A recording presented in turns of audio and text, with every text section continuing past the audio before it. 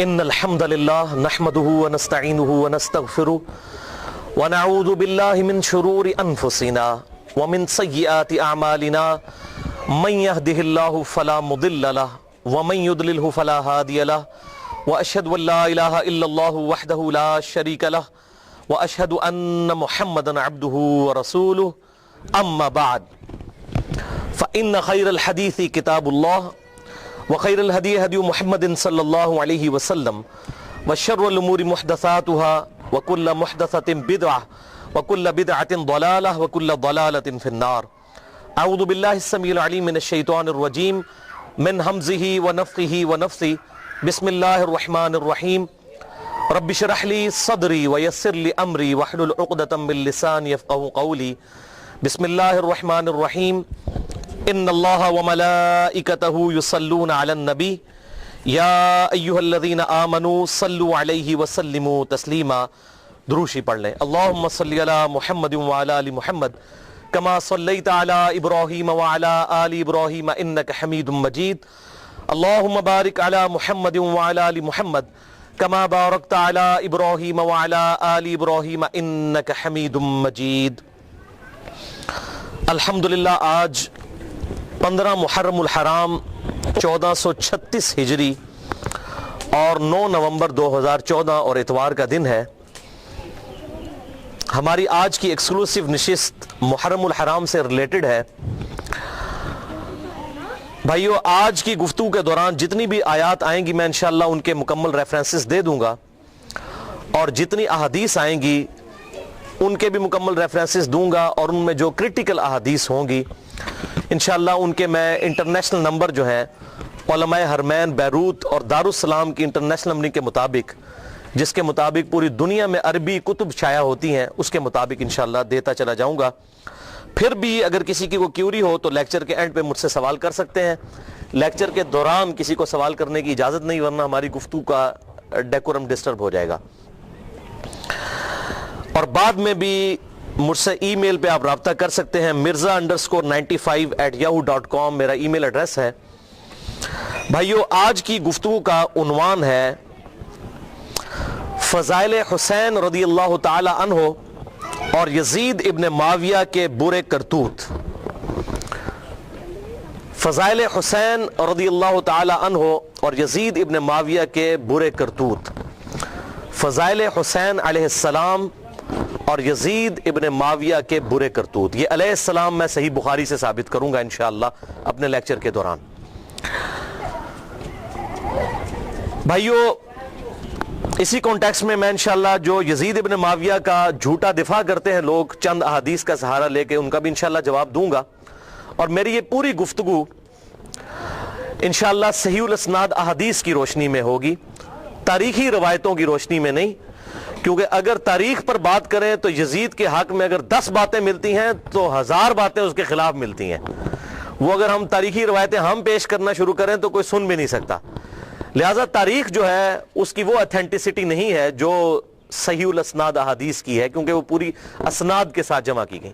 تاریخ تو حکمرانوں کی لکھوائی ہوئی ہے، جس کا جو دل کیا اس نے لکھوا دیا. یہ تو محدثین کا اس امت کے اوپر بڑا آپ سمجھیں کہ رحم انہوں نے کیا اس امت پر، اس حوالے سے کہ انہوں نے محنت کر کے صحیح الاسناد احادیث کو جمع کر دیا الحمدللہ. بھائی، حسینیت کے حوالے سے میرے آلریڈی 9 لیکچر ریکارڈ ہو چکے ہیں. میں صرف ان کے نمبرز بتا دیتا ہوں. آج انشاءاللہ تعالی 10واں ہوگا، اور تلک عشرۃ کاملہ 10 یہ مکمل ہو جائیں گے. مسئلہ نمبر 61، مسئلہ number 48، 55A، 55B، 65، 66A، 66B، 96 اور 101، اور انشاءاللہ آج 102 مسئلہ نمبر انشاءاللہ. آج کے لیکچر کے حوالے سے میں یہ ضروری سمجھتا ہوں کہ آپ کو اپنے ریسرچ پیپرز کا بھی تعارف کروا دوں. یہ میرے 2 ریسرچ پیپرز ہیں. یہ پہلا ریسرچ پیپر ہے رافضیت، ناسبیت اور یزیدیت کا تحقیقی جائزہ صحیح الاسناد احادیث کی روشنی میں. صرف 4 صفحوں کا یہ ریسرچ پیپر ہے. اور 5A، اس کو یہ خوبی حاصل ہے کہ اس کی پروف ریڈنگ دور حاضر میں اہل سنت کے بہت بڑے محقق شیخ زبیر علیزئی رحمہ اللہ نے کی تھی. المتوفہ 1435 ہجری.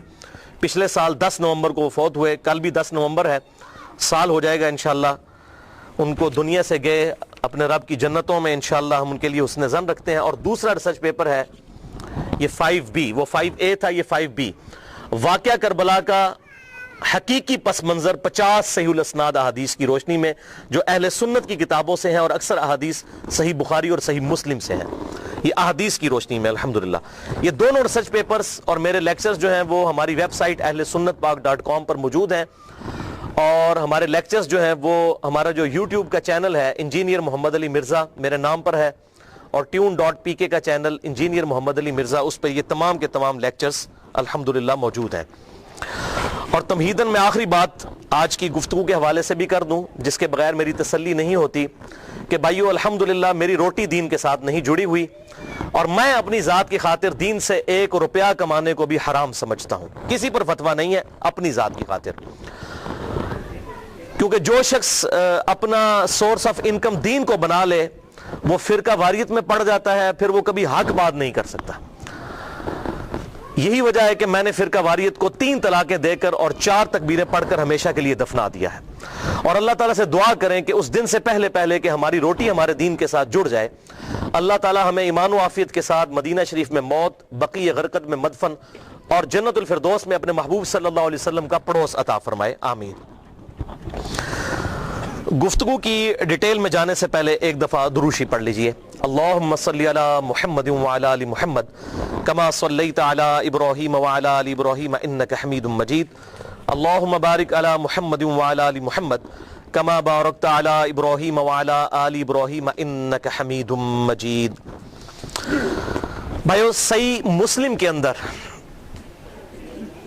حدیث ہے انٹرنیشنل نمبرنگ کے مطابق 533 نمبر، کہ امام کائنات سید الاولین والآخرین شفیع المذنبین رحمت للعالمین سیدنا و مولانا امام اعظم محمد رسول اللہ صلی اللہ علیہ وسلم نے ارشاد فرمایا کہ جو شخص وضو کرنے کے بعد ایک دفعہ پڑھ لے اشہد ان لا الہ الا اللہ وحدہ لا شریک لہ واشہد ان محمدا عبدہ ورسولہ، تو اللہ تعالیٰ جنت کے 8 دروازے اس کے لیے کھول دیتا ہے.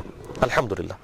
تو جنت کے 8 دروازوں کی نسبت سے میں سیدنا حسین ابن علی رضی اللہ تعالی عنہما کے فضائل بیان کروں گا 8 صحیح الاسناد احادیث کی روشنی میں انشاءاللہ. ویسے احادیث تو درجنوں ہیں، لیکن یہ میں نے 8 چوز کی ہیں تاکہ ہماری گفتگو جو ہے وہ ان ٹائم مکمل ہو جائے. پہلی حدیث جو اہل سنت اور اہل تشیع کے ہاں کامن ہے. اہل سنت کہلوانے والے تینوں گروہ بریلوی، دیوبندی اور سلفی یعنی اہل حدیث، اور اہل تشیع بھی اس حدیث کے اوپر اتفاق کرتے ہیں، اور اسی سے وہ نظریہ بھی اڈاپٹ کیا گیا 5 تن پاک کا جو اکثر ہم سنتے ہیں. وہ اس حوالے سے نہیں ہے کہ 5 تن پاک سے مراد معصومین کا عقیدہ ہے. 5 تن پاک سے مراد یہ پرٹیکولر آپ صلی اللہ علیہ وسلم کے اہل بیت 4 اور آپ صلی اللہ علیہ وسلم کی مبارک ذات، ان کے بارے میں پرٹیکولر یہ فضیلت ہے. اور اہل سنت کے ہاں صحیح مسلم میں یہ حدیث پائی جاتی ہے انٹرنیشنل نمبرنگ کے مطابق 6261. اما عائشہ رضی اللہ تعالی عنہا کا بیان ہے کہ ایک دن آپ صلی اللہ علیہ وسلم اپنے گھر سے اس حالت میں برآمد ہوئے کہ آپ صلی اللہ علیہ وسلم نے کالی چادر اوڑھی ہوئی تھی جس پہ اونٹ کے کجاووں کی شکل کی، ہنڈیوں کی شکل کی چھوٹی چھوٹی تصویریں بنی ہوئی تھی، جیسے ہنڈیا بنی ہوئی ہوتی ہے، جاندار کی تصویر نہیں، ہنڈیا کی تصویر. یہ آپ صلی اللہ علیہ وسلم نے مبارک چادر اوڑھی ہوئی تھی. اتنے میں سیدنا حسن ابن علی آئے تو آپ صلی اللہ علیہ وسلم نے اپنی اس کالی چادر کے نیچے ان کو لے لیا. پھر سیدنا حسین آئے، ان کو بھی لیا. اس کے بعد سیدہ فاطمہ آئی، ان کو بھی لیا. پھر سیدنا علی آئے رضی اللہ عنہم اجمعین، ان کو بھی لیا. اور پھر آپ صلی اللہ علیہ وسلم نے اللہ کے حضور یہ آیت تلاوت کی، سورہ الاحزاب کی آیت نمبر 33، انما یرید اللہ لیذھب عنکم الرجس اہل البیت ویطہرکم تطہیرا. بے شک اللہ تو یہ چاہتا ہے اے نبی کے گھر والو تم سے ہر طرح کی ناپاکی دور کر دے اور تمہیں خوب صاف ستھرا کر دے. الحمدللہ یہ آیت مبارکہ آپ صلی اللہ علیہ وسلم نے تلاوت کی. اور اہل بیت میں اعزازی طور پر آپ صلی اللہ علیہ وسلم نے سیدنا علی کو بھی شامل کیا. باقی تو ویسے ہی اہل بیت تھے، سیدہ فاطمہ حضور کی اولاد، حسن و حسین بھی اولاد، لیکن سیدنا علی کو بھی شامل کیا. آپ صلی اللہ علیہ وسلم کی ازواج مطہرات بھی، بیویاں بھی اہل بیت ہیں، اور آپ صلی اللہ علیہ وسلم نے پروٹوکول کے طور پر سیدنا علی کو بھی اہل بیت میں شامل کیا.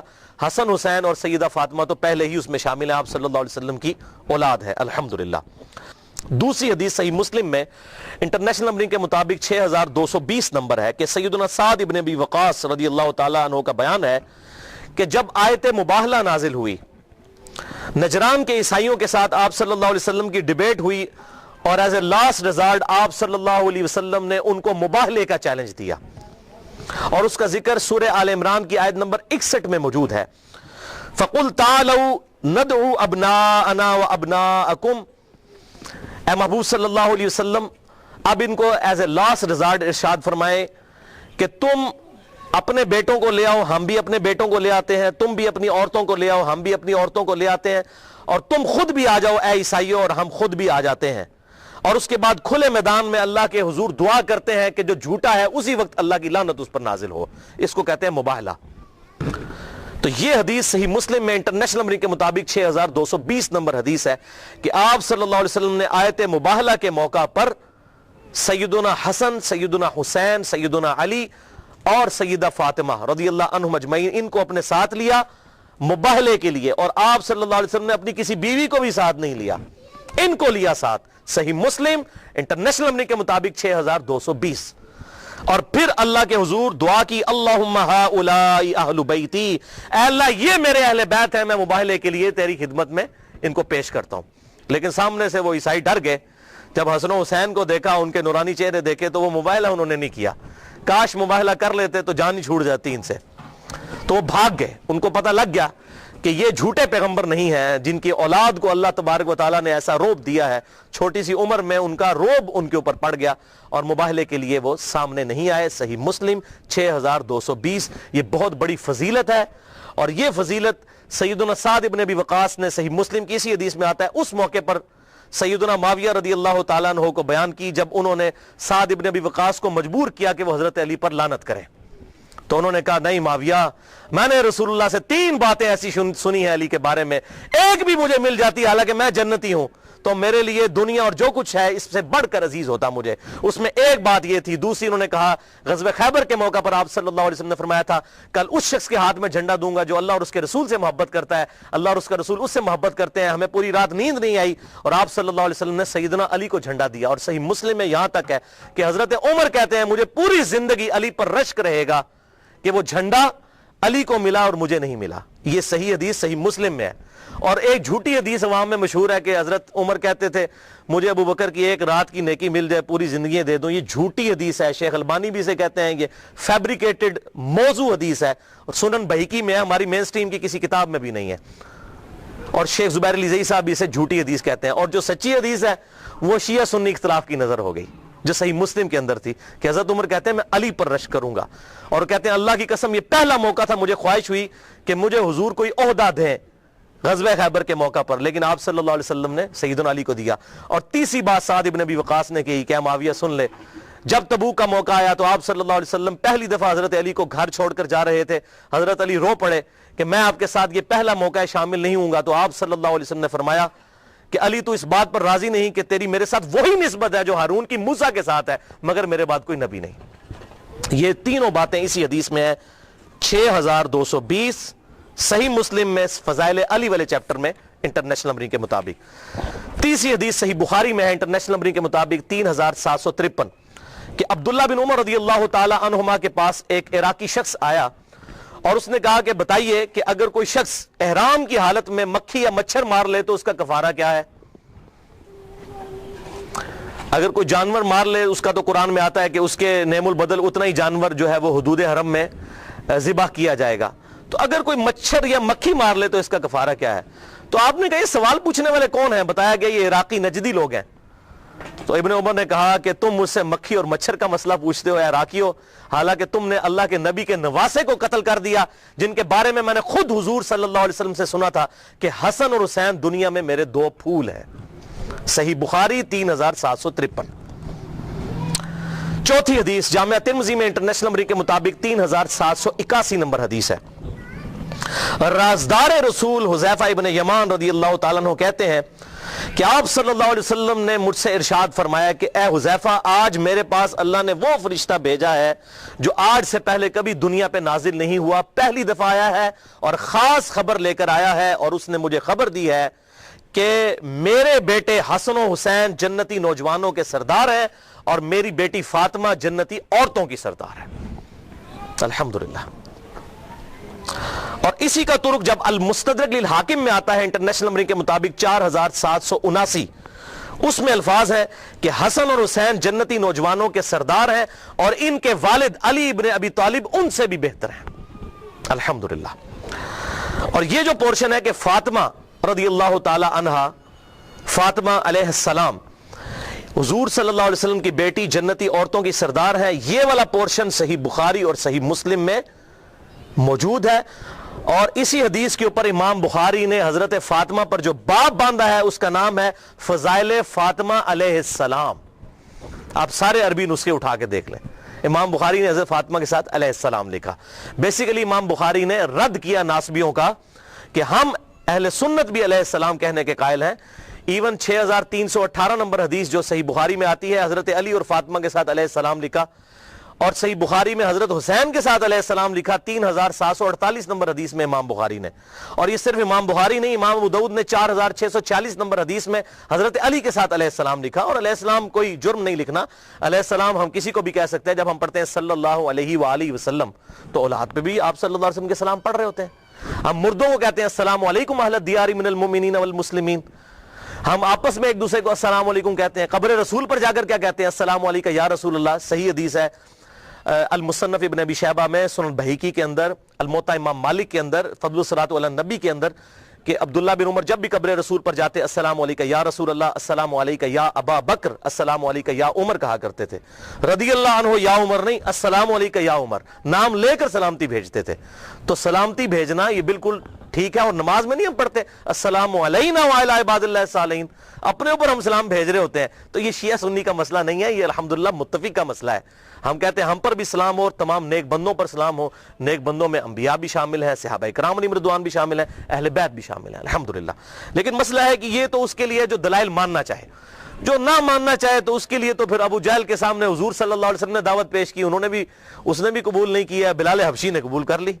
یہ تو قسمت کی بات ہے نا، ہم تو دلائل کے ساتھ بات کر سکتے ہیں، جس کی مرضی مانے جس کی مرضی نہ مانے، منکرین حدیث بن جائے۔ ہم صحیح بخاری اور صحیح مسلم میں رفع الیدین کی حدیثیں بھی مانتے ہیں اور بخاری مسلم میں اہل بیت کی شان کی حدیثیں بھی مانتے ہیں۔ اے نہیں کہ میٹھا میٹھا ہاپ ہاپ تے کوڑا کوڑا تھو تھو، انج نہیں، دو نمبری نہیں۔ اور یہ بیسیکلی فرقہ واریت کی لعنت ہے، جس کی وجہ سے یہ ساری چیزیں کنٹروورشل ہو جاتی ہیں۔ 5ویں حدیث جامعہ ترمذی میں انٹرنیشنل نمبر کے مطابق 3775 نمبر ہے کہ آپ صلی اللہ علیہ وسلم نے فرمایا حسین مجھ سے ہے اور میں حسین سے ہوں، اللہ اس سے محبت کرے جو حسین سے محبت کرتا ہے۔ حضور صلی اللہ علیہ وسلم کی دعا ہے اس کے لیے۔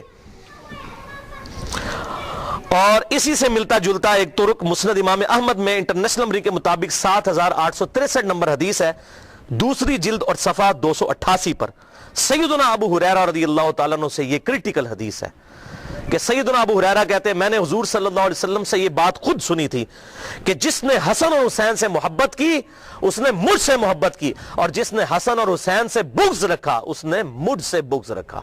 اب نبی سے بغض رکھا تو ایمان کہاں باقی رہ گیا؟ بخاری اور مسلم کی متفق علیہ حدیث ہے، تمہارا ایمان اس وقت تک کامل نہیں ہو سکتا جب تک کہ میں تمہیں تمہارے ماں باپ اولاد سب لوگوں سے بڑھ کر عزیز نہ ہو جاؤں۔ اور صحیح بخاری میں تو یہاں تک ہے کہ حضرت عمر نے ایک دفعہ حضور کو محبت میں کہا اے اللہ کے رسول مجھے آپ پوری دنیا میں سب سے بڑھ کر محبوب ہیں سوائے اپنی جان کے۔ آپ نے فرمایا عمر تیرا ایمان ہی مکمل نہیں، بلکہ تیری جان سے بھی بڑھ کر۔ ان کا یا رسول اللہ بلکہ آپ مجھے میری جان سے بھی بڑھ کر عزیز ہیں۔ آپ نے فرمایا ہاں اب عمر تیرا ایمان اب مکمل ہوا۔ تو جس نے حسن و حسین سے محبت کی اس نے مجھ سے محبت کی، اور جس نے حسن و حسین سے بغض رکھا اس نے مجھ سے بغض رکھا۔ 6 حدیث صحیح بخاری کے اندر ہے، یہ وہ حدیث ہے انٹرنیشنل نمبر کے مطابق 3748 جس حدیث میں امام حسین کے ساتھ علیہ السلام لکھا ہے امام بخاری رحمہ اللہ نے الحمدللہ۔ اور لکھتے ہیں کہ جب حسین علیہ السلام کا سر مبارک کاٹ کر یزید کے گورنر عبید اللہ ابن زیاد کے سامنے لا کر رکھا گیا تشت میں، اس کی ٹیبل پہ، آپ اندازہ کریں اس امت نے کیا کیا۔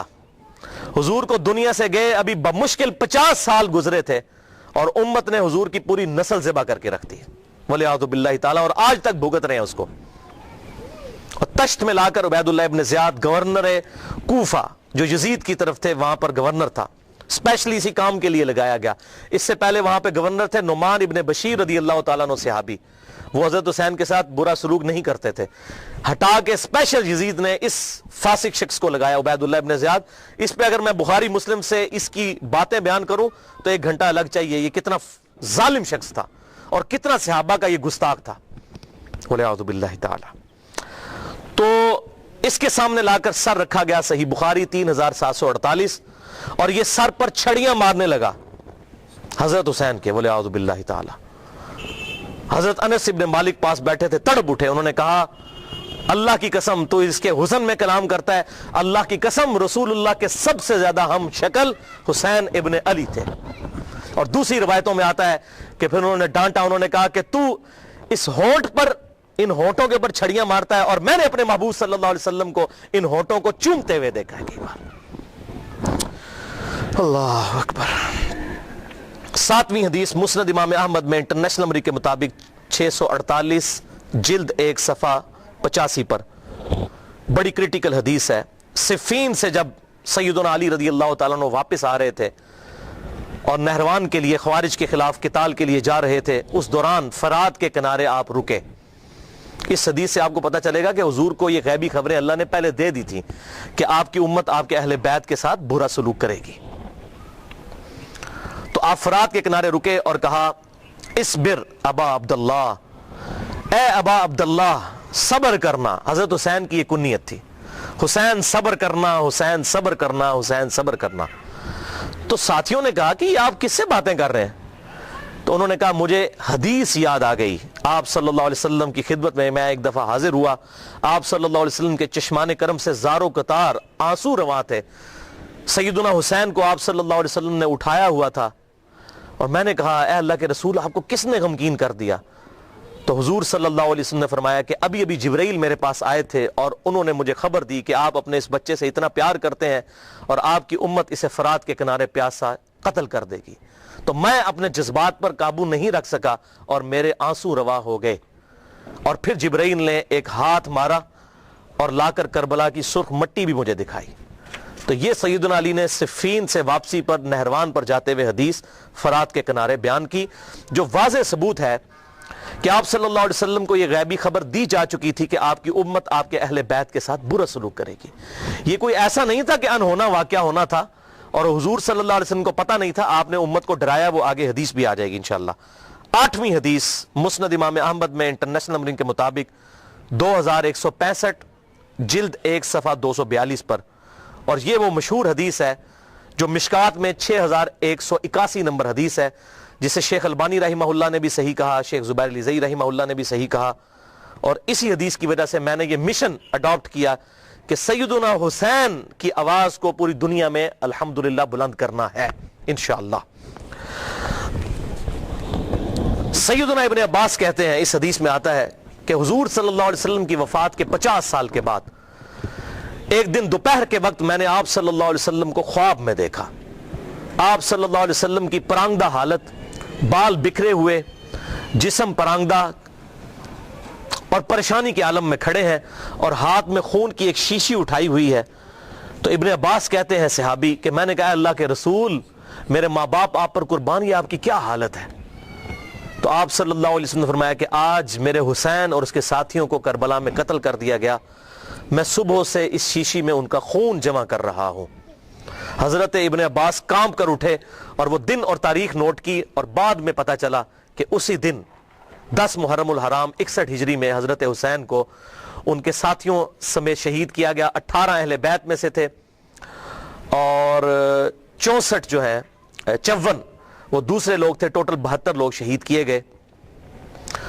اور بعد میں ان کو یہ خبر آئی، ظاہر ہے کہ اس وقت تو میڈیا نہیں تھا، کافی عرصے بعد خبر آتی تھی، تو ابن عباس نے خواب یاد رکھا ہوا تھا۔ اور یہاں پر یاد رکھیں بخاری اور مسلم کی متفق علیہ حدیث ہے، آپ صلی اللہ علیہ وسلم نے فرمایا جس نے مجھے خواب میں دیکھا اس نے مجھی کو دیکھا، میری شکل میں شیطان نہیں آ سکتا۔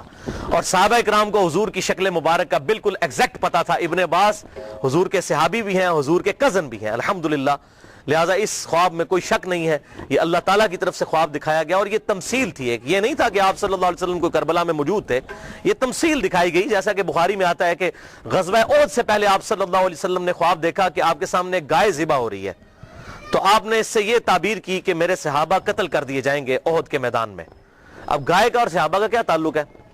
لیکن یہ ایک تمثیل بیان کی، یہ خواب الگ سے ایک محکمہ ہے، یہ نہیں ہوتا کہ مجھے آپ اگر خواب میں دیکھیں تو مجھے نہیں پتا ہوگا آپ نے مجھے خواب میں دیکھا ہے، یہ اللہ تعالیٰ تمثیلاً ایک خواب دکھاتا ہے، اور وہ اللہ تعالیٰ نے اپنے محبوب صلی اللہ علیہ وسلم کو خواب میں دکھایا حضرت ابن عباس کو، تاکہ امت تک یہ بات پہنچ جائے۔ بہرحال یہ ساری احادیث میرے ان ریسرچ پیپرز میں موجود ہیں، انشاءاللہ آپ کو لیکچر کے اینڈ پہ مل بھی جائیں گے سب لوگوں کو۔ اب آتے ہیں یزید ابن معاویہ کی طرف، ایک دفعہ دروشی پڑھ لیجئے۔ اللہم صلی علی محمد وعلی آل محمد کما صلیت علی ابراہیم وعلی آل ابراہیم انک حمید مجید، اللہم بارک علی محمد وعلی آل محمد کما بارکت علی ابراہیم وعلی آل ابراہیم انک حمید مجید۔ بھائیو، یزید اچانک کوئی آسمان سے نازل ہو کر تخت پر نہیں بیٹھا، یہ مسلسل اسلامی نظام کی گراوٹ تھی 20 سے 25 سال کی، جس کا نمائندہ بن کر یزید سامنے آیا۔ خرابی اس سے پہلے ہو چکی تھی، اب یہ الگ سے پورا ایک ٹاپک ہے، وہ 50 احادیث میں کور ہے، اور ابھی ریسنٹلی میں نے 8 محرم الحرام کو ایک لیکچر ریکارڈ کروایا ہے، مسئلہ نمبر 101، صحیح مسئلہ خروج اور فکر حسین حق پرستی کی علامت ہے، اس میں نے یہ ساری باتیں کھول کر بیان کی ہیں الحمدللہ، جسے شوق ہو تو وہ لیکچر دیکھ سکتا ہے۔ بہرحال یہاں پر میں ایک حدیث ضرور بیان کروں گا کہ ہمارے محبوب امام کائنات سید الاولین والآخرین شفیع المذنبین رحمت للعالمین سیدنا و مولانا امام اعظم محمد رسول اللہ صلی اللہ علیہ وآلہ وسلم نے اپنی وفات سے تقریباً 2.5 سے 3 مہینے پہلے ایک خطبہ دیا،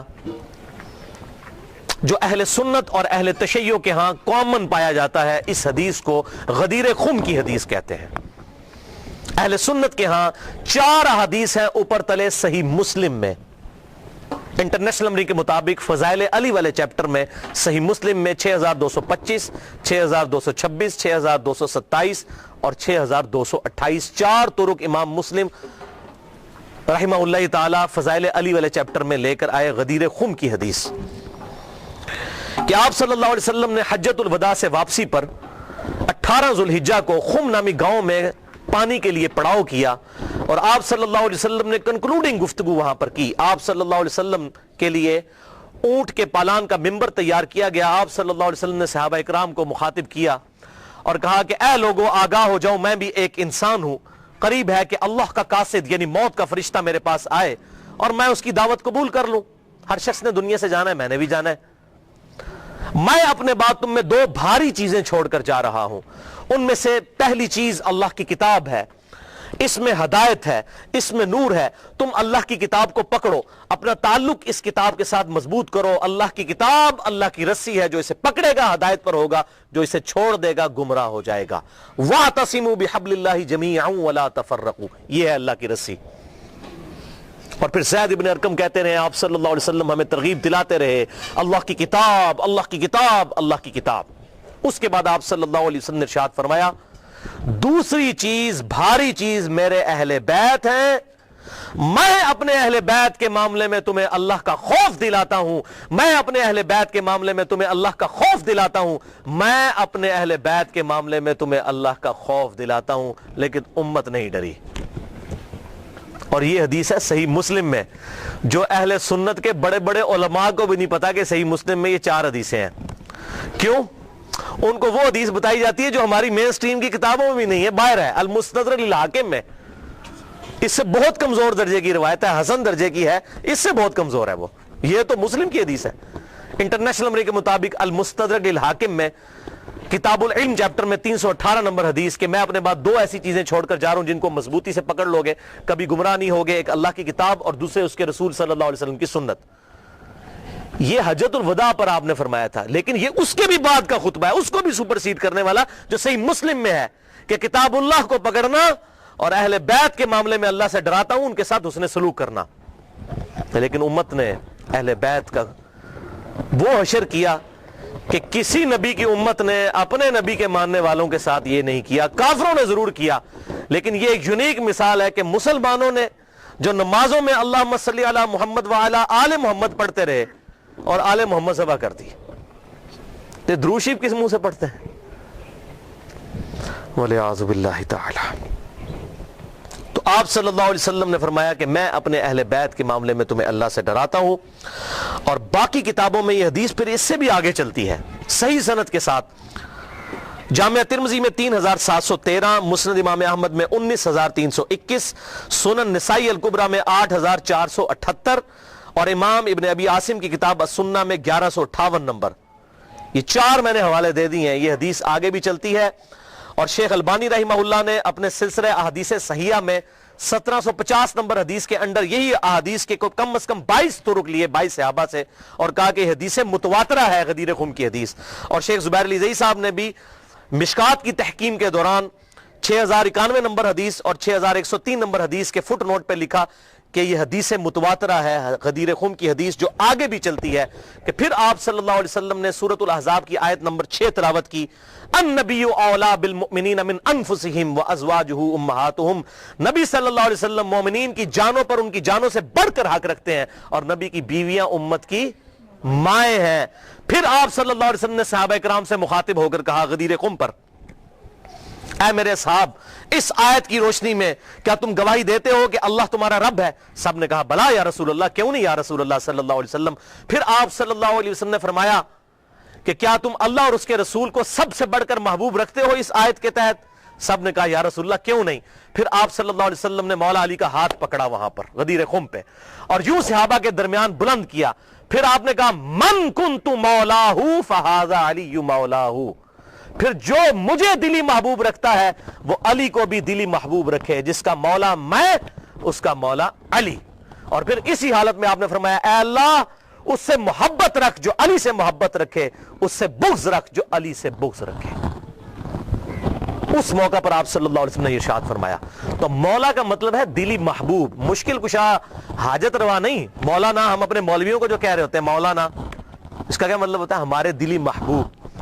قرآن میں آیا سورہ تحریم کی آیت نمبر 4 میں فَإِنَّ اللَّهَ هُوَ مَوْلَاهُ وَجِبْرِيلُ وَصَالِحُ الْمُؤْمِنِينَ.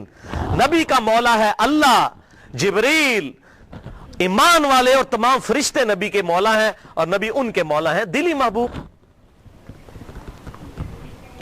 جو مولا کا مشکل کشا والا معنی ہے وہ اللہ کے لیے خاص ہے. یہاں پر معنی آپ دیکھیں کیا کہا کہ میں تم پر تمہاری جانوں سے بڑھ کر حق رکھتا ہوں, دلی محبوب. النبی اولا بالمؤمنین, نبی اولا ہے. اولا مولا یہ تمام الفاظ دلی محبوب کے لیے, جگری یار کے لیے. تو یہ اس کا مشکل کشا معنی لینا بالکل ظلم ہے بھائیو. قرآن پاک میں واضح طور پر آیا ایاک نعبد و ایاک نستعین, اے اللہ ہم صرف تیری ہی عبادت کرتے ہیں, غائب میں مدد کے لیے صرف تجھی کو پکارتے ہیں. یہ تو جھگڑا ہی نہیں ہے کہ سیدنا علی رضی اللہ تعالیٰ عنہ کو اختیار ہے یا نہیں. مولا علی کو اختیار ہو, شیخ عبد القادر جیلانی کو اگر اختیار ہو تب بھی ان کو غائب میں دعا کے لیے نہیں پکار سکتے. مولا علی اپنی نمازوں میں اللہ کو پکارتے تھے. مولا علی کا ماننے والا وہی ہوگا جو مولا علی کی سنت پر عمل کرتے ہوئے اللہ کو پکارے گا, یا حی یا قیوم برحمتک استغیث, حسبنا اللہ ونعم الوکیل, لا الہ الا انت سبحانک انی کنت من الظالمین. بارش کون برساتا ہے؟ اللہ. ڈیوٹی کس کی ہے؟ فرشتوں کی. تو بارش فرشتوں سے مانگیں گے یا اللہ سے؟ اللہ سے. تو سیدنا علی کو اگر اختیار ہو بھی تب بھی ان کو پکاریں گے نہیں. ہاں ظاہری اسباب وہ معاملہ بالکل ڈیفرنٹ ہے. میں آپ کو کہتا ہوں مجھے پانی پلا دے, بالکل ٹھیک ہے, لیکن آپ وہاں بغداد میں دفن ہے, بغداد میں بھی قبر میں, اور کہتے ہیں میں آپ کو کہتا ہوں مجھے پانی پلا دیں, وہی بات وہی جملہ صرف کوارڈینیٹس فریم آف ریفرنس بدلنے کی وجہ سے غائب میں پکارنا ہو جائے گا. اور غائب میں پکارنا عبادت ہے, اور عبادت جو ہے وہ اللہ کے ساتھ خاص ہے. اسی لیے قرآن میں کہا گیا ایاک نعبد, اے اللہ عبادت بھی تیری کرتے ہیں, و ایاک نستعین, اور غائب میں مدد یعنی دعا کے لیے اپروپریٹ ٹرانسلیشن ہے ایاک نستعین کی, دعا تجھ سے کرتے ہیں, دعا ہوگی اللہ سے. بہرحال اسی حدیث غدیر خم کی حدیث کی سپورٹ میں وہ صحیح مسلم میں کہتا ہوں بڑی اسٹانشنگ حدیث ہے, جو مولا علی نے صفین کے مقام پر جب تحکیم کا ایشو اٹھنے والا تھا اس وقت اصحاب کو جمع کر کے کہا. صحیح مسلم انٹرنیشنل نمبرنگ کے مطابق 240 نمبر حدیث, اور امام مسلم اسے کتاب الایمان والے چیپٹر کے اندر لے کر آئے ہیں کہ سیدنا علی نے کہا کہ اس ذات کی قسم کہ جس نے دانے کو پھاڑ کر اس میں سے اناج اگایا اور تمام مخلوقات کو پیدا کیا. نبی امی صلی اللہ علیہ وسلم نے مجھ سے یہ عہد لیا تھا کہ علی سے محبت نہیں رکھے گا مگر مومن اور علی سے بغض نہیں رکھے گا مگر منافق. محبت علی از دا لٹمس ٹیسٹ آف ایمان. آج کسی کو چیک کرنا ہے کہ مومن ہے یا منافق ہے, دیکھ لیں مولا علی کی محبت ہے تو مومن ہے, اور مولا علی کا بغض ہے تو پکا منافق ہے. یہ شیعہ سنی کا مسئلہ ہی نہیں ہے, یہ تو بات ہی بہت آگے چلی گئی ہے. صحیح مسلم کتاب الایمان 240 نمبر حدیث کہ علی سے محبت نہیں رکھے گا مگر مومن, علی سے بغض نہیں رکھے گا مگر منافق. اور یہ پرٹیکولرلی دو ہی لوگوں کے بارے میں یہ بات آئی ہے. بخاری اور مسلم میں دوسرے انصار کے بارے میں آیا کہ انصار سے صرف مومن ہی محبت رکھیں گے اور انصار سے صرف بغض منافق ہی رکھیں گے. اور آپ دیکھ لیں انصار کے ساتھ واقعہ ہرہ میں یزید نے جو کچھ کیا, قتل عام ان کا, اور یہاں پر مولا علی کے خلاف جو لوگ کھڑے ہوئے ان کے معاملات بھی بالکل سامنے ہیں. لہٰذا یہ جو غدیر خم کا خطبہ ہے آپ صلی اللہ علیہ وسلم نے خم نامی گاؤں میں کیوں دیا, اس کی ایک ٹیکنیکل ریزن ہے. حجۃ الوداع پہ بھی آپ یہ بات کر سکتے تھے. آپ نے خم نامی گاؤں میں اس لیے خطبہ دیا کہ اس موقع کے اوپر سب لوگ جا چکے تھے سوائے اہل شام کے اور اہل مدینہ کے, اور یہی بدبخت شامی تھے جو بعد میں مولا علی کے خلاف صفین میں کھڑے ہوئے. حضور ان کو ڈرا رہے تھے. اور دیکھیں اس کے بعد کیا ہو سکتا ہے, من کنت مولاہ فہذا علی مولاہ, بات ہی کچھ نہیں رہ جاتی.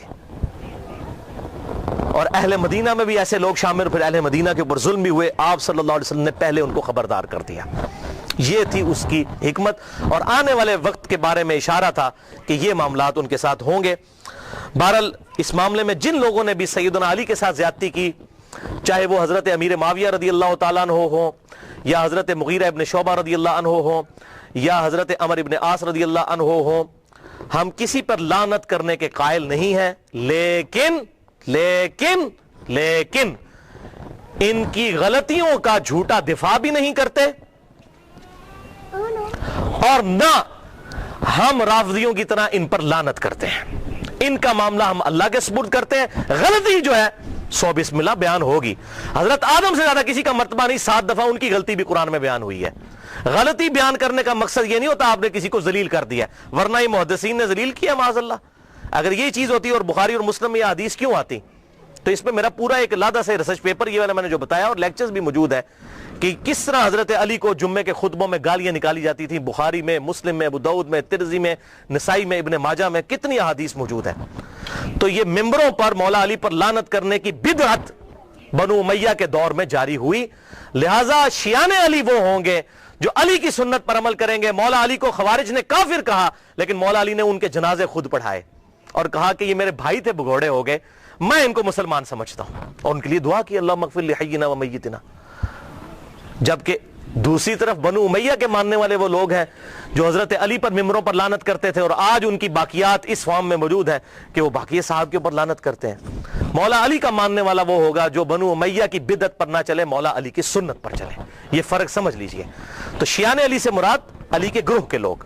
خالی ٹائٹل لگا لینے سے نہیں. آج سنی کون کون نہیں اپنے آپ کہتا, بریلوی کہتے ہیں ہم سنی ہیں, دیوبندی کہتے ہیں ہم سنی ہیں, اہل حدیث کہتے ہیں ہم سنی ہیں, لیکن ایک دوسرے سے پوچھیں وہ کہتے ہیں نہیں اسی سنی ہے, دوسرا سنی نہیں ہے.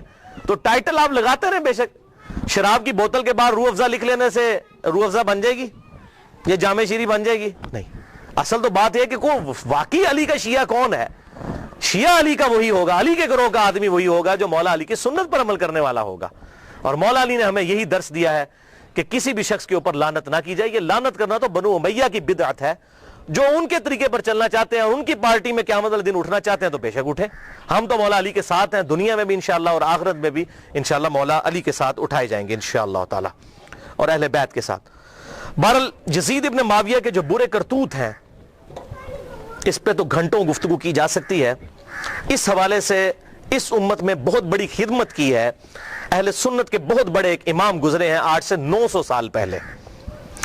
امام عبد الرحمن بن علی بن محمد بن الجوزی, المتوفا 597 ہجری, 597 ہجری میں فوت ہوئے. آج 1436 ہجری ہے, 900 سال پہلے. انہوں نے ایک کتاب لکھی اور یہ شیخ عبد القادر جیلانی رحمۃ اللہ علیہ المتوفا 561 ہجری کے شاگرد بھی ہیں، محدث ابن جوزی۔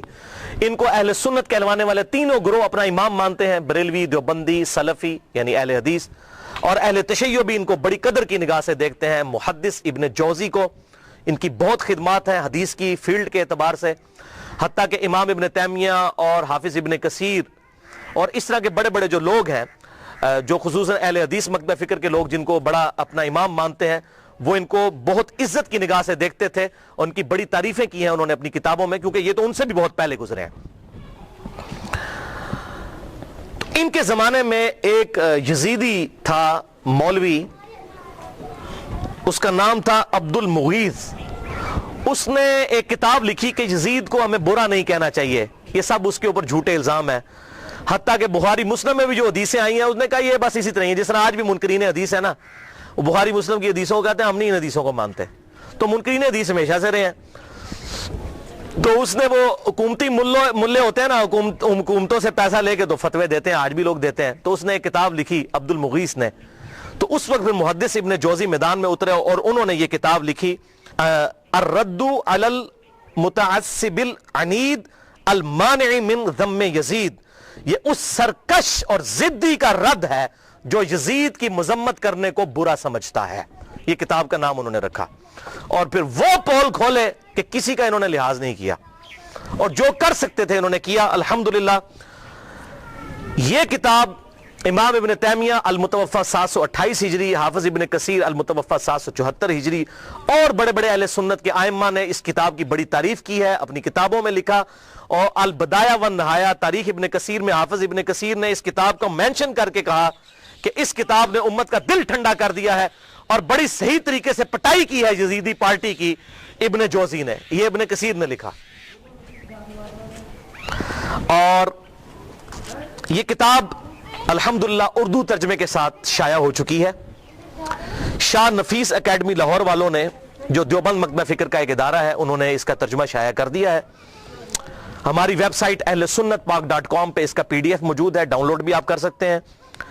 ٹوٹل یہ 80 صفحات پر مشتمل ہے کتاب، ٹوٹل 160 ہے اس کے صفحات، 80 صفحات اس مترجم نے اپنے کومنٹس کیے ہیں، اور 80 صفحات پہ اس کا کتاب کا ترجمہ ہے۔ ماشاءاللہ انہوں نے حق کھول کر بیان کیا ہے، ائمہ اہل سنت کی رائے کیا تھی یزید کے بارے میں۔ حیران کن بات ہے کہ دنیا کی کسی حدیث کی کتاب میں یزید سے ایک حدیث بھی روایت نہیں ہے۔ حضرت ابو بکر کے بیٹوں کی حدیثیں بخاری اور مسلم میں ہیں، حضرت عمر کے بیٹوں کی حدیثیں بخاری اور مسلم میں ہیں، حضرت علی کے بیٹوں کی حدیثیں بخاری اور مسلم میں ہیں، لیکن یزید کی کوئی روایت دنیا کی کسی کتاب میں موجود نہیں ہے۔ حالانکہ ان کے بھی والد حضرت امیر معاویہ رضی اللہ تعالیٰ عنہ 40 سال تک مسلمانوں کے حکمران رہے ہیں، 20 سال تک گورنر، اور پھر 20 سال بعد صلح حسن کے بعد حکومت سنبھالی، لیکن کسی نے ان کے بیٹے سے حدیث نہیں لی کیونکہ مجرور راوی تھا۔ تو یہ سارے اقوال محدثین کے انہوں نے جمع کیے، اور محدث جو ہوتے ہیں نا وہ بالکل نیوٹرل لوگ ہوتے ہیں، وہ حکومتی ملا نہیں ہوتے ہیں کہ پیسے لے کے فتوے دیں۔ محدث تو حق بات کرتا ہے، جو مجرور راوی ہے وہ مجروح ہے۔ حتیٰ کہ آپ بخاری اور مسلم میں یہاں تک حضرت علی کے بیٹوں کی، حضرت علی کے پوتوں کی، ان کے پڑپوتوں تک کی حدیثیں موجود ہیں بخاری اور مسلم کے اندر۔ امام باقر کی حدیثیں، امام جعفر کی حدیثیں، امام موسیٰ کاظم کی حدیثیں، امام علی رضا کی حدیثیں، امام زین العابدین کی حدیثیں، یہ اہل سنت کے ہاں آپ کو ملیں گی، لیکن یزید کی کوئی حدیث نہیں آپ کو اہل سنت کی کسی کتاب میں نہیں ملے گی۔ حالانکہ وہ اس کے باپ صحابی ہیں، 40 سال تک مسلمانوں کے حکمران رہے ہیں، ڈومیننٹ پرسنالٹی رہے ہیں۔ کوئی ایک روایتی محدث لے لیتا نا کہ 40 سال میں اپنے باپ سے کچھ سیکھا ہوگا انہوں نے، کوئی نہیں، کیونکہ وہ کہتے تھے یہ ظالم شخص ہے، یہ اس قابل ہی نہیں کہ اس سے حدیث لی جائے۔ وہ احمد بن حنبل کا قول میں انشاءاللہ بیان بھی کر دوں گا اس میں۔ تو بہرحال یہ کتاب PDF فارم میں اگر کسی کو چاہیے ہو تو مجھے ای میل کر سکتے ہیں mirza_95@yahoo.com پہ، میں آپ کو یہ بھجوا بھی سکتا ہوں۔ بھائیو، آپ صلی اللہ علیہ وسلم کی وفات کے 50 سال کے بعد 60 ہجری میں حضرت امیر معاویہ رضی اللہ تعالیٰ عنہ فوت ہوئے، اور جاتے جاتے انہوں نے اپنی زندگی میں ہی مرنے سے 4 سال پہلے ہی اپنے بیٹے یزید کے لیے بیعت لینا شروع کر دی۔ صحیح بخاری میں آتا ہے کہ صحابہ اکرام سخت خلاف تھے کہ آپ یہ کیا کرنے جا رہے ہیں، امت کو کس ڈگر پہ چلا کر جا رہے ہیں، لیکن تلوار کے زور پر اپنے بیٹے کی بیعت لی۔ صحیح بخاری میں موجود ہے، یہ کہتے ہیں جی بیعت کر لی تھی، بیعت کر لی تھی، گن پوائنٹ پہ بیعت کی، تو بیعت تو دل ہی ماننے کا نام ہے، اور میں حضرت عمر کا فتویٰ بھی اینڈ پہ بتاؤں گا صحیح بخاری سے کہ جو تلوار کی زور پر بیعت ہو اس کو حضرت عمر کہتے ہیں یہ بیعت ہی نہیں ہے. تو صحابہ کرام نے مخالفت کی, لیکن وہ جو معاملہ ہونا تھا وہ ہوا. وہ میں نے مسئلہ نمبر 101 میں ڈیٹیل کے ساتھ بیان کیا. آج ٹاپک کو میں چھیڑوں گا نہیں کیونکہ آلریڈی میں اس کو ایڈریس کر چکا ہوں. بہرحال اس حوالے سے صحیح بخاری میں انٹرنیشنل نمبرنگ کے مطابق 120 نمبر حدیث ہے. حضرت ابو ہریرہ کہتے ہیں میں نے حضور صلی اللہ علیہ وسلم سے 2 پیالے لیے, ایک میں نے تمہارے سامنے ظاہر کر دیا, یعنی یہ جو شریعت کا علم ہے حدیثیں میں نے بیان کر دی, اور دوسرا پیالہ ایسا ہے اگر میں تمہیں بتاؤں تو تم میری شہرگ کاٹ دو. ایسی باتیں مجھے حضور نے بتائی ہیں. وہ کیا باتیں تھیں؟ وہ صحیح بخاری کے اندر ہی انٹرنیشنل نمبرنگ کے مطابق 3605 نمبر حدیث ہے. حضرت ابو ہریرہ کہتے ہیں کہ مجھے حضور صلی اللہ علیہ وسلم نے بنو قریش بنو امیہ کے لونڈوں کے ان لڑکوں کے نام بتائے ہیں, ان کے ماں باپ اور قبیلوں کے نام تک بتا دیے ہیں جن کے ہاتھوں اس امت کی تباہی ہونے والی ہے, اور میں چاہوں تو ان کے نام ان کے ماں باپ کے نام بھی بتا سکتا ہوں. جیسے حضرت حذیفہ ابن یمان کو حضور صلی اللہ علیہ وسلم نے منافقین کے نام بتائے تھے, حضرت ابو ہریرہ کو ان لوگوں کے نام بتا دیے تھے جن کے ہاتھوں امت کی تباہی ہونے والی تھی, بنو امیہ کے وہ لڑکے. حتیٰ کہ اسی حدیث کے تحت فتح الباری میں امام ابن حجر اسقلانی رحمہ اللہ المتوفی 852 ہجری وہ لکھتے ہیں, اور بڑی انہوں نے اسناد مختلف کتابوں سے المصنف ابن ابی شیبہ سے باقی کتابوں سے جمع کی کہ حضرت ابو ہریرہ یہ دعا کیا کرتے تھے, اے اللہ مجھے 60 ہجری تک باقی نہ رکھنا اور لڑکوں کی حکومت سے پہلے موت دینا. 59 ہجری میں حضرت ابو ہریرہ فوت ہو گئے اور 60 ہجری میں یزید ابن معاویہ تخت نشین ہوا. اور اس میں ایک مرفوع حدیث ہے انٹرنیشنل نمبر کے مطابق مسند امام احمد میں 8302 اور مشکات میں بھی 3716 کہ آپ صلی اللہ علیہ وسلم نے فرمایا 70 کی دہائی کے آغاز سے اللہ کی پناہ طلب کرو اور نوجوان لڑکوں کی حکومت سے اللہ کی پناہ طلب کرو. 70 کی دہائی کا آغاز یعنی 61 ہجری, اور واقعہ کربلا 61 ہجری میں ہوا ہے. تو آپ صلی اللہ علیہ وسلم نے اپنی امت کو اس حوالے سے خبریں دی تھیں کہ آپ صلی اللہ علیہ وسلم کی وفات کے بعد امت کے ساتھ کیا سلوک ہونے والا ہے. تو اس کے ظلم کی داستان بہت طویل ہے. یہاں پر میں اس کے 3 بڑے بڑے سیاہ کارنامے ذکر کروں گا احادیث کی کتابوں سے, تاریخ نہیں. اگر تاریخ میں نے بتایا تاریخ میں اگر 10 باتیں یزید کے حق میں ہیں نا تو 1000 اس کے خلاف ہیں. لیکن کیا کرتے ہیں یہ حکومتی ملے, وہ چند ایک باتیں نقل کر کے تو پھر دفاع کرنے کا کوشش کرتے ہیں, اور پھر کتابوں پہ پابندی لگ جاتی ہے. وہ جو جھوٹی کتاب صلاح الدین یوسف صاحب نے لکھی, وہ گورنمنٹ نے پابندی لگا دی. کوئی حدیث نقل نہیں کی ہے, بلکہ ساری تاریخی روایتیں نقل کی ہیں, اور وہیں پر لکھا ہوا ہے کہ یزید کی فوجوں نے واقعہ حرہ میں 1000 صحابیات اور تابعیات کے ساتھ زنا کیا اور وہ حاملہ ہو گئیں, اور 3 دن تک مسجد نبوی میں گھوڑے باندھ کر رکھے, اور مسجد نبوی میں نماز نہیں ہوئی ہے. لیکن صلاح الدین یوسف صاحب کی رگ نہیں پھٹکی کہ میں یہ حق لوگوں کو بتاؤں. ابن کثیر سے, اس ابن کثیر سے اپنی مطلب کی باتیں نقل کی. وہ بتا رہا ہوں 10 باتیں نقل کی, 1000 اس کے خلاف لکھی ہوئی ہیں. لیکن جب کوئی بندہ بےایمانی پہ اتر آئے تو اس کا تو کوئی علاج نہیں ہے. لہذا میں تاریخ کو کرتا ہوں سائڈ پہ, میں صرف آپ کو احادیث سے حوالے دوں گا جس کے سامنے اب سارے خاموش ہو چکے ہیں. جب سے یہ میری یہ پمفلٹ آئے ہیں, یہ واقعہ کربلا کا حقیقی پس منظر 50 صحیح الاسناد احادیث کی روشنی میں, یہ والا پمفلٹ, اور یہ رافضیت ناسبیت اور یزیدیت کا تحقیقی جائزہ, یہ پمفلٹ میں نے ڈاکٹر ذاکر نائک کے خلاف لکھا تھا, انگلش کے اندر بھی اردو کے اندر بھی, اور ان کے ہم نے شاگرد پاکستان آئے ان کے ہاتھ میں یہ پمفلٹ پکڑائے کہ خدا کے لیے کہ آپ یہ کون سی وہ امام غزالی کی لکھی ہوئی تاریخ بیان کر رہے ہیں, ابن تیمیہ کی لکھی ہوئی تاریخ بیان کر رہے ہیں. خدا کے لیے حدیث کی کتابیں پڑھیں, بخاری اور مسلم پڑھیں, یا تو بخاری اور مسلم کو غلط کہتے ہیں منکرین حدیث بن جائیں. یہ تاریخیں تو حکمرانوں نے لکھوائی ہوئی ہیں, با ملاحظہ ہوشیار لکھو ہم بڑے سخی تھے, ہم یہ تھے وہ تھے. تاریخیں تو حکمرانوں کی لکھوائی ہوئی ہیں. حدیثیں ہیں, یہ ہیں ایماندار لوگ محدثین, یہ ہیں اصل اہل حدیث اہل سنت جنہوں نے حق بات امت کو بتائی, ان کو فالو کریں. تو دین جب محدثین سے لیا تو اس طرح کی باتیں محدثین سے لینی ہے. اتھینٹسٹی تو محدثین کی ہے نہ کہ ان لوگوں کی ہے. تو اس حوالے سے یہ بات آپ سمجھ لیجئے. 3 سیاہ کارنامے یزید کے.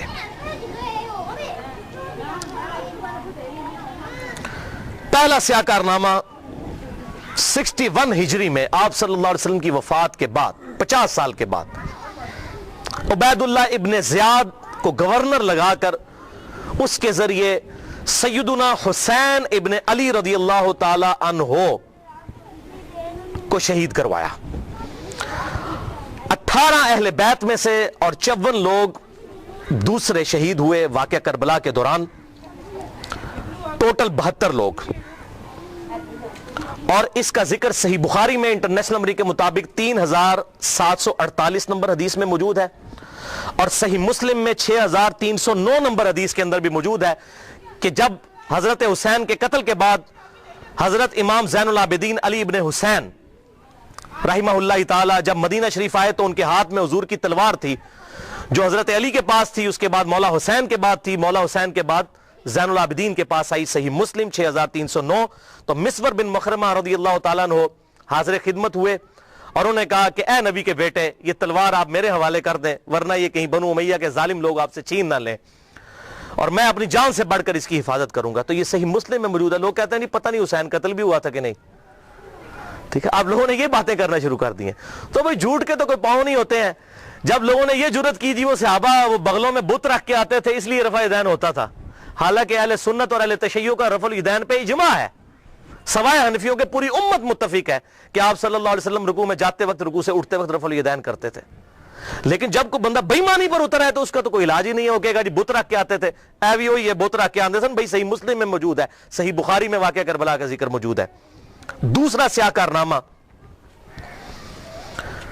اور ادھر میں یہ بات کر دوں، بعض لوگ کہتے ہیں حضرت حسین جو ہے وہ یزید کی بیعت کے لیے جا رہے تھے اور انہوں نے کہا میری 3 شرائط ہیں، یا تو مجھے اجازت دو میں یزید کے ہاتھوں میں ہاتھ دے دوں، یا مجھے کسی مسلمان سرحد پر بھیج دو، یا مجھے واپس جانے دو۔ خدا کے لیے بھائی یہ بات ہوتی تو بنو امیہ نے لوڑیاں ڈالنی تھی کہ حضرت امیر معاویہ رضی اللہ تعالیٰ عنہ پوری زندگی حضرت حسین سے وہ بیعت نہیں لے سکے اپنے بیٹے کے لیے جو انہوں نے اپنی وفات سے 4 سال پہلے لینا شروع کر دی تھی، اور یہ عبید اللہ ابن زیاد نے حضرت حسین کو اگر منوا لیا تھا تو اس کو تو سونے میں تولنا تھا یزید نے کہ بھی آپ نے بڑا کارنامہ کیا ہے۔ کدھر یہ جھوٹ ہے۔ انصاب الاشراف کتاب سے یہ پیش کرتے ہیں، شیخ زبیر لیزئی صاحب نے پوری تحقیق لکھی ہے کہ یہ کتاب ہی ثابت نہیں صحیح سند کے ساتھ، اور اس کتاب میں تو ایسی ایسی حدیثیں ہیں کہ کئی صحابہ کا ایمان ہی ثابت نہیں ہوگا اگر اس کتاب کو انصاب الاشراف کو پیش کریں۔ اور یہ جو روایت ہے وہ روایت بھی منقطع ہے۔ حلال بن صاف یہ بیان کرتے ہیں ان کا واقعہ کربلا میں ہونا ثابت نہیں ہے، اور منقطع روایت کوئی حجت نہیں ہوتی ہے، تو یہ کتاب بھی ثابت نہیں، بالکل جھوٹ ہے۔ پوری امت بیعت کر لیتی، حضرت حسین بیعت نہ کرتے اس وقت تک ان کو سکون نہ آتا۔ کیوں؟ حسین کا بیعت کرنے کا مطلب تھا کہ آل محمد نے بنو امیہ کی بدماش حکومت کو اسلامی حکومت تسلیم کر لیا ہے۔ اس لیے آپ دیکھیں ایک حسین نے بیعت نہ کی تو یار کیا ہوا، کوئی فرق نہیں پڑتا، چھوڑ دو۔ حضرت سعد ابن عبادہ نے بخاری مسلم میں آتا ہے کہ حضرت ابوبکر و عمر کی بیعت نہیں کی تو کیا حضرت ابوبکر نے ان کو قتل کروا دیا تھا؟ نہیں۔ 6 مہینے تک حضرت علی نے بھی بیعت نہیں کی، بخاری اور مسلم میں آتا ہے، کیا قتل کروا دیا؟ تو یہ بات کرنا بڑا آسان ہوتا ہے، ایسے معاملات ہوتے نہیں ہیں۔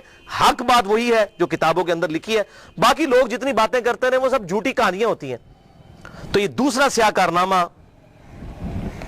یہ تھا کہ جب حضرت حسین کو شہید کیا گیا تو ظاہر ہے امت میں کوہرام مچ گیا، تو جن لوگوں نے تلوار کے زور پر بیعت کی ہوئی تھی، دبے ہوئے تھے، وہ بھی میدان میں اترے۔ انہوں نے کہا کہ ہم یزید ابن معاویہ کی بیعت توڑ کے اس کو پھینک دیتے ہیں۔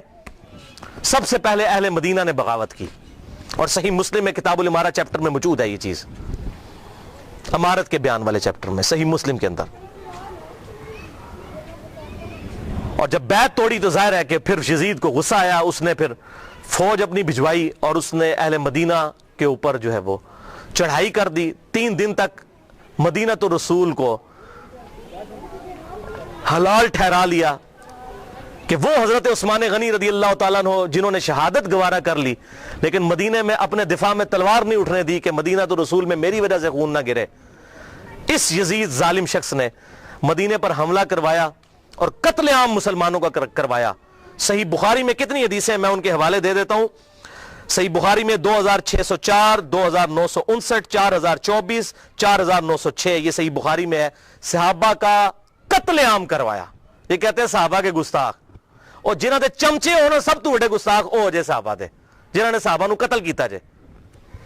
گالی دینا تے چھوٹا جرم ہے، قتل کروانا بڑا جرم ہے، اور گالی بھی میں نے بتا دیا انہوں نے شروع کروائی ہوئی ہیں۔ یہ ساری بدعتیں بنو امیہ کی شروع کی ہوئی ہیں، ممبروں پر حضرت علی پر لعنت کرنا اور صحابہ کو قتل کرنا۔ اور صحیح مسلم میں 3339، 3319، 3323 سے لے کر 3333 تک یہ 15-20 احادیث ہیں جن کا لب لباب یہ ہے کہ آپ صلی اللہ علیہ وسلم نے ارشاد فرمایا جس نے اہل مدینہ کو ڈرایا، اہل مدینہ کو دھمکایا، یا مدینہ میں بدعت کو جاری کیا، مدینے والوں پر ظلم کیا، اس پر اللہ کی لعنت، اللہ کے فرشتوں کی لعنت اور تمام لعنت کرنے والوں کی لعنت۔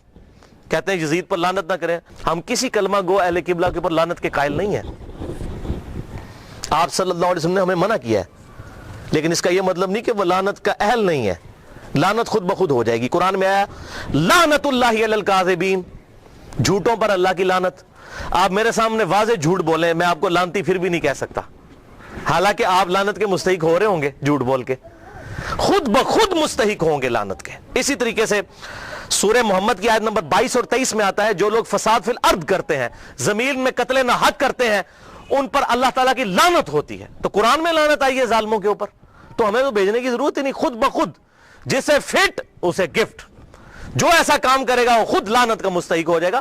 ہم کیوں لعنت بھیجیں، وہ خود بخود لعنت کے مستحق ہو گیا، وَلِعَاذُ بِاللَّهِ تعالی۔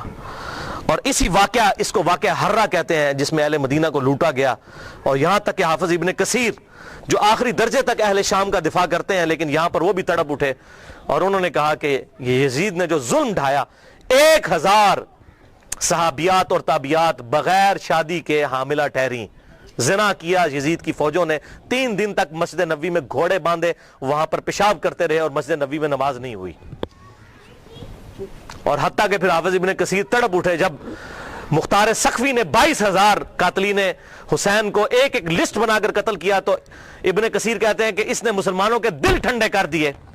ایک تو توابون کھڑے ہوئے 4000 کے قریب، لیکن وہ عبید اللہ ابن زیاد کا مقابلہ نہیں کر سکے۔ بعد میں مختار سقفی نے جس طریقے سے ان کو قتل کیا جو حضرت حسین کے خلاف کھڑے ہوئے تھے، اور آپ دیکھیں اس کا سرغنہ کون تھا، عمر ابن سعد ابن ابی وقاص، جنتی صحابی کا بیٹا۔ حضرت نوح علیہ السلام پیغمبر سے، بیٹا کیا نکلا؟ کافر۔ کہتے نہیں صحابہ کی اولاد، او بھئی نبی کی اولاد سے بڑھ کر کون ہو سکتا ہے؟ حضرت نوح کا بیٹا کافر، تو اس کی وجہ سے حضرت نوح کو تو کوئی لعن طعن نہیں کر سکتا۔ اسی طریقے سے عمر ابن سعد جیسے سعد ابن ابی وقاص جنتی صحابی ہیں، ایک مجلس میں جن 10 صحابہ کو بشارت ملی ان میں یہ بھی شامل ہے، اور آخری وقت تک یہ حق کی آواز بلند کرتے رہے الحمدللہ۔ اب سعد ابن ابی وقاص میں صرف بیان کروں کس طرح وہ حضرت علی کے فضائل امیر معاویہ کے دور میں بیان کرتے تھے اور ڈنکے کی چوٹ پہ کرتے تھے، اور جو لوگ حضرت علی پر لعنت کرتے تھے ان کے وہ خلاف کھڑے ہوتے تھے۔ یہ پورا ایک ٹاپک ہے بخاری اور مسلم کے اندر، جو کبھی ٹائم ملا تو میں انشاءاللہ بیان کروں گا، لیکن بیٹا آگے دیکھیں کیا نکلا۔ اسی واقعہ حرہ پر امام احمد بن حنبل رحمۃ اللہ علیہ کا قول صحیح سند کے ساتھ اسی ابن جوزی کی کتاب میں موجود ہے، صفحہ نمبر 40 پہ، جو عربی میں نسخہ ہے، اردو میں آپ کو مل جائے گا۔ یہ امام احمد بن حنبل سے ان کے شاگرد نے پوچھا یزید ابن معاویہ کے بارے میں کہ کیا آپ یزید ابن معاویہ کے بارے میں آپ کا کیا خیال ہے؟ یہ اب میں آپ کو بتانے لگوں کہ اہل حدیث کا کیا موقف تھا۔ سب سے بڑے اہل حدیث اہل سنت امام احمد بن حنبل المتوفا 241 ہجری، جو اہل سنت کے بڑے ائمہ ہیں، بخاری اور مسلم کے استاد ہیں، اور وہ کیا کہہ رہے ہیں؟ آپ حدیث میں کس کو لیتے ہیں کہ جی کس راوی پر بحث کرنی ہے؟ آپ کہتے ہیں یہ فلاں محدث اس کو ضعیف کہتا ہے۔ اب یہ سب سے بڑا امام اہل سنت کا کیا کہہ رہا ہے؟ وہ کہتے ہیں کہ یزید وہی ہے جس نے مدینے والوں کے ساتھ وہ کرتوت کیے جو اس نے کیے۔ شاگرد نے پوچھا یزید نے کیا کیا تھا؟ احمد بن حنبل نے فرمایا اس نے مدینے والوں کو لوٹا تھا۔ شاگرد نے پوچھا کیا ہم یزید سے حدیث بیان کر سکتے ہیں؟ احمد بن حنبل نے فرمایا یزید سے حدیث مت بیان کرو، اور کسی کے لیے یہ حلال ہی نہیں ہے کہ وہ یزید سے ایک حدیث بھی بیان کرے۔ پھر شاگرد نے پوچھا کہ جب یزید نے یہ حرکتیں کی تھیں تو کن لوگوں نے یزید کا ساتھ دیا تھا؟ تو احمد بن حنبل نے فرمایا اہل شام نے، یہ شامیوں نے یہ غلط کام کیا تھا جو یزید کے ساتھ مل کر اہل بیت کے ساتھ اور اہل مدینہ کے ساتھ ظلم ان پر ڈھایا تھا۔ یہ دوسرا کارنامہ۔ اور تیسرا سیاہ کارنامہ 64 ہجری میں، اسی دوران حضرت عبداللہ ابن زبیر رضی اللہ تعالیٰ عنہ، یہ وہ صحابی ہیں جن کے بارے میں صحیح بخاری میں آتا ہے، جب مسلمان ہجرت کر کے مدینہ شریف آئے تو یہودیوں نے کہا ہم نے مسلمانوں پر بندش کر دی ہے، ان کے گھر اب اولاد نہیں ہوگی، تو سب سے پہلے بیٹا پیدا ہوا حضرت ابو بکر کا نواسا عبداللہ ابن زبیر، حضرت عائشہ کی جو بہن تھی اسما بنت ابی بکر ان کا بیٹا عبداللہ ابن زبیر، اور حضور نے اپنے مبارک ہاتھوں سے ان کو گھٹی دی تھی کھجور چبا کر، صحیح بخاری میں آتا ہے۔ یہ وہ ہیں عبداللہ ابن زبیر صحابی، یہ بھی حضرت حسین کی طرح جن چند بڑے لوگوں نے بیعت نہیں کی۔ کون کون تھے ان میں؟ حضرت حسین ابن علی، علی کا بیٹا، حضرت عباس کا بیٹا عبداللہ ابن عباس، ابو بکر کا بیٹا عبد الرحمن بن ابی بکر، اور زبیر کا بیٹا ابن زبیر، عبداللہ ابن زبیر۔ تو یہ نمائندہ شخصیات ہی سامنے آتی ہیں نا۔ مجھے بتائیں آج اگر زرداری اور نواز شریف مل کے عمران خان کی بیعت کر لیں تو کیا یہ دو بندوں کی بیعت ہوگی؟ پوری پارٹی کی۔ یا عمران خان اور زرداری مل کے نواز شریف کی کر لیں یا عمران خان اور نواز شریف مل کے زرداری کی بیعت کر لیں تو کیا یہ دو بندوں کی بیعت ہوگی پوری پارٹی کی؟ وہ کہتے ہیں نہیں سب نے بیعت کر لی تھی، اور بھائی نمائندہ شخصیات تو امت کی یہی تھی نا، باقی تو سارے بیچارے اسی طرح ہوتے ہیں۔ حسین تے نہیں روزانہ ماما جمنیاں، حسین بننا سوکھ ہے۔ آپ نے بخاری میں حضرت ابو ہریرہ کا قول سن لیا کہ وہ کہتے ہیں مجھے ڈر ہے میں ان لوگوں کے نام بتاؤں تو مجھے قتل کر دو، تو انہوں نے اپنی جان بچائی، جان بچانا بھی فرض ہے۔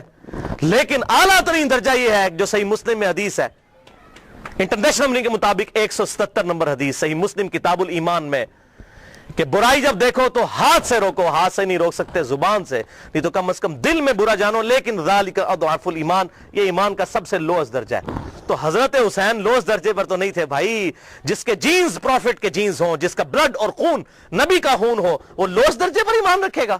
وہ تو آگے بڑھ کر باطل کا مقابلہ کرے گا۔ یہی وجہ ہے کہ حضرت حسین جو ہیں انہوں کو یہ ٹائٹل ملنا تھا۔ اور یہ بھی آپ بات یاد رکھیں، حضرت حسین نے حضور کی زندگی میں کیا کارنامہ کیا ہے؟ 6.5 سال عمر تھی، حضور صلی اللہ علیہ وسلم کی وفات ہو گئی، کارنامہ کرنا تھا۔ اسلام تقوی کی بنیاد پہ کسی کو ٹائٹل دیتا ہے، ان اکرمکم عند اللہ اتقاکم۔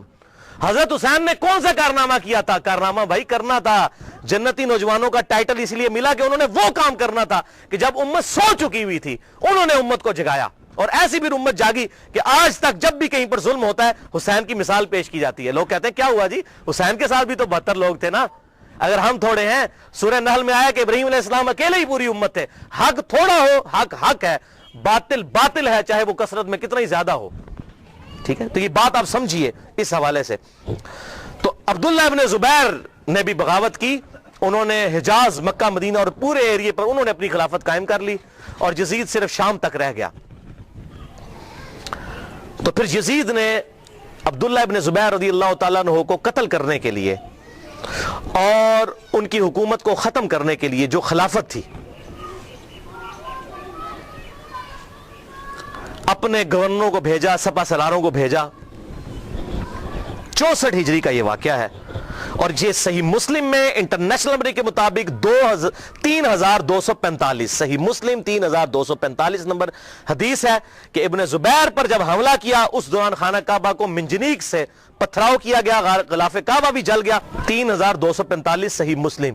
یہ کرتوت ہیں، کہتے ہیں جی وہ تو یہ تھے جنتی تھے، وہ بھی میں پول کھولنا کہڑے پاس جنتی سی ہو۔ صحیح مسلم 3245 خانہ کعبہ کو جلا دیا۔ لیکن پھر اس دوران پہلے واقعہ کربلا، اس کے بعد واقعہ حرہ ہوا، اور پھر ابن زبیر پہ جب حملہ کیا اسی دوران یزید مر گیا 64 ہجری کے اندر۔ جب مرا تو پھر ابن زبیر نے اسی جنگ کے دوران وہ مر گیا، ابن زبیر نے کہا کہ جاؤ اپنے شیطان کی خبر لو، وہ مر گیا۔ تو پھر اس کی فوج تتر بتر ہو گئی۔ پھر 9 سال تک خلیفہ رہے اس پورے ایریے کے اوپر عبداللہ ابن زبیر۔ پھر جب عبد الملک بن مروان کے مرنے کے بعد بنا، اس نے پھر حجاج ابن یوسف کو بھیجا، پھر دوبارہ خانہ کعبہ پہ حملہ ہوا، اور وہ بھی صحیح مسلم 6496 نمبر حدیث میں موجود ہے۔ پھر ابن زبیر کو حجاج ابن یوسف نے، جو اسی بنو امیہ کی باقیات تھی، اس نے قتل کر کے خانہ کعبے کے دروازے پہ ان کی لاش، صحابی رسول کی لاش لٹکائی 1 ہفتے تک کے لیے۔ صحیح مسلم 6496۔ ابن زبیر کو 74 ہجری کے اندر شہید کر دیا گیا۔ یہ بھی انہی کا کارنامہ تھا۔ اب یہاں پر میں کسی محدث کا فتویٰ، کسی محقق کا فتویٰ، کسی حکومتی ملے کا فتویٰ، کسی روزی روٹی چلانے والا دین سے اس کا فتویٰ نہیں، امیر المؤمنین سیدنا عمر ابن خطاب رضی اللہ تعالیٰ عنہ کا فتویٰ صحیح بخاری سے پیش کرنے لگا ہوں۔ انٹرنیشنل نمبر کے مطابق صحیح بخاری میں 6830، سیدنا عمر کا جب آخری حج تھا تو آپ کو کسی نے آ کر خبر دی، اس کے بعد آپ شہید ہو گئے، کہ لوگوں میں یہ چیما گوئیاں ہیں کہ جب عمر مر جائے گا تو ہم فلاں شخص کو اپنا خلیفہ بنا لیں گے، خود ہی چن لیں گے۔ اب یہ فلاں کون ہے، اس کو تلاش کرنا، یہ فلاں کون تھا خلافت کا لالچی، یہ آپ کے لیے اسائنمنٹ ہے۔ فلاں شخص کی ہم بیعت کر لیں گے۔ حضرت عمر کو اتنا غصہ آیا کہ مسلمانوں کے مشورے کے بغیر، صحیح بخاری 6830، بڑی لمبی حدیث ہے، حضرت عمر فاروق رضی اللہ تعالیٰ عنہ ممبر پر چڑھے، اور ابن عباس کہتے ہیں کہ میرا گھٹنا جو ہے نا وہ بالکل ممبر کے ساتھ ٹچ تھا جب میں نے یہ حضرت عمر کا خطبہ خود سنا، اور حضرت عمر اتنے غصے میں تھے، میں نے کہا کہ آج تو یہ، بلکہ صحیح بخاری اسی حدیث میں آتا ہے کہ عبد الرحمن بن عوف کہتے ہیں کہ آپ تو عرفات کے میدان میں خطبہ دینے لگے تو میں نے کہا امیر المومنین یہاں پر ہر طرح کے لوگ موجود ہیں، کوئی پڑھے لکھے ہیں، کوئی ان پڑھ ہے، تو آپ کی بات کا کوئی اور مطلب نہ لے لیں، آپ صبر کریں، مدینہ جا کے خطبہ دیں۔ تو مدینہ شریف جا کر پہلا کام حضرت عمر نے خطبہ دیا 6830 بڑی باتیں ارشاد فرمائی، اور پھر اس میں ارشاد فرمایا ورڈ بائی ورڈ، لفظ بائی لفظ حضرت عمر کے الفاظ، صحیح بخاری 6830۔ دیکھو خیال رکھنا کہ کوئی شخص بھی بغیر مسلمانوں کے مشورے کے اور بغیر اتفاق رائے کے تم پر مسلط نہ ہونے پائے، ورنہ اس کا انجام قتل و غارت ہوگا۔ اور وہ آپ نے دیکھا کتنی قتل و غارت ہوئی، حضرت حسین کو شہید کیا گیا، واقعہ ہررا ہوا، پھر خانہ کعبہ کو جلایا گیا، پیچھے کیا رہ گیا؟ مکے کی حرمت پامال، مدینے کی حرمت پامال، اہل بیت کی حرمت پامال۔ اس سے زیادہ کیا کر سکتا تھا؟ اور حضرت عمر نے پہلی پیشن گوئی کی تھی مسلمانوں کے مشورے، تو وہ تلوار کے زور پہ کیا گیا۔ وہ میرا پورا لیکچر سن لیں، صحیح بخاری کے اندر موجود ہے حدیث اور کتابوں کے اندر، کہ تلوار کے زور پر زبردستی بیعت لی گئی اور صحابہ نے مخالفت کی، لیکن نہیں کسی کی سنی گئی۔ وَلِعَاذُ بِاللَّهِ تعالی۔ یہ تو تھے 3 سیاہ کارنامے۔ اب آخر میں یزید ابن معاویہ کے چمچے جو آج کل دنیا میں موجود ہیں، ظاہر حق اور باطل ہمیشہ رہے گا، وہ 3 جھوٹے دفاع اس کی طرف سے کرتے ہیں۔ اب ان چیزوں کا تو ان کے پاس جواب نہیں ہے نا، تو کہتے ہیں یہ تو ہے ٹھیک ہے لیکن اس کی فضیلتیں بھی آئی ہیں، وہ میں پوسٹ مارٹم کرنے لگا ہوں کس طرح وہ امت کو دھوکہ دیتے ہیں۔ لیکن ایک دفعہ دروشی پڑھ لیجئے، اللہم صلی علی محمد وعلی آل محمد کما صلیت علی ابراہیم وعلی آل ابراہیم انک حمید مجید، اللہم بارک علی محمد وعلی آل محمد کما بارکت علی ابراہیم وعلی آل ابراہیم انک حمید مجید۔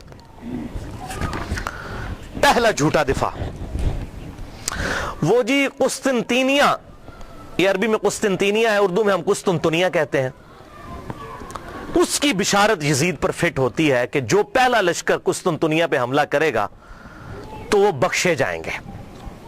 آج کل اس قسطنطینیہ کا نام ہے استنبول، ترکی کا شہر ہے، ترکی کا استنبول، بعد میں اس کا نام رکھا گیا۔ استنبول کا مطلب ہے اسلام ان اے بلک، اسلام کا گڑھ۔ تو پہلے یہ کیسر روم، جو رومن امپائر دنیا کی سب سے بڑی امپائر تھی، جو جنگ یرموک میں گھٹنے ٹیک گئی سیدنا عمر کے سامنے، یہ اس کا گڑھ تھا قسطنطینیہ۔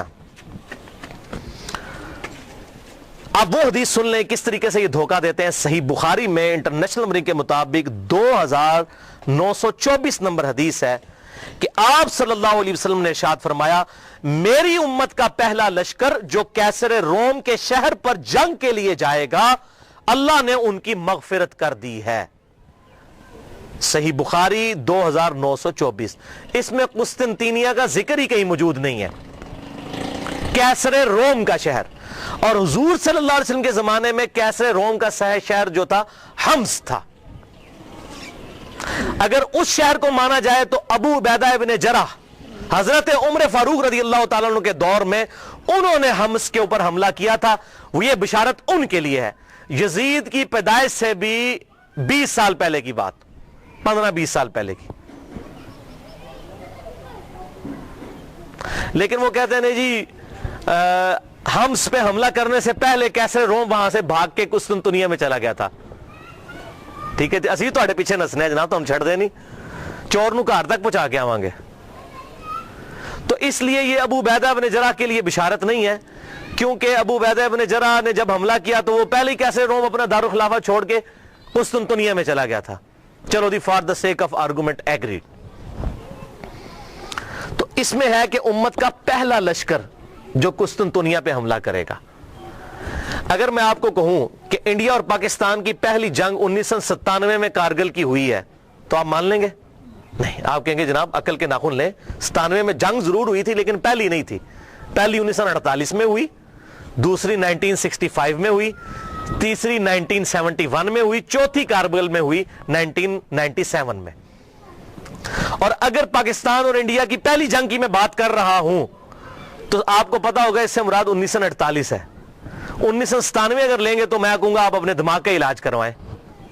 تو یہاں پر بشارت ہے کہ پہلا لشکر جو حملہ کرے گا قسطنطینیہ کے اوپر، یا قسطنطنیہ ہم اردو میں کہتے ہیں، اس کے لیے ہے یہ بشارت۔ وہ پہلا لشکر کون سا تھا؟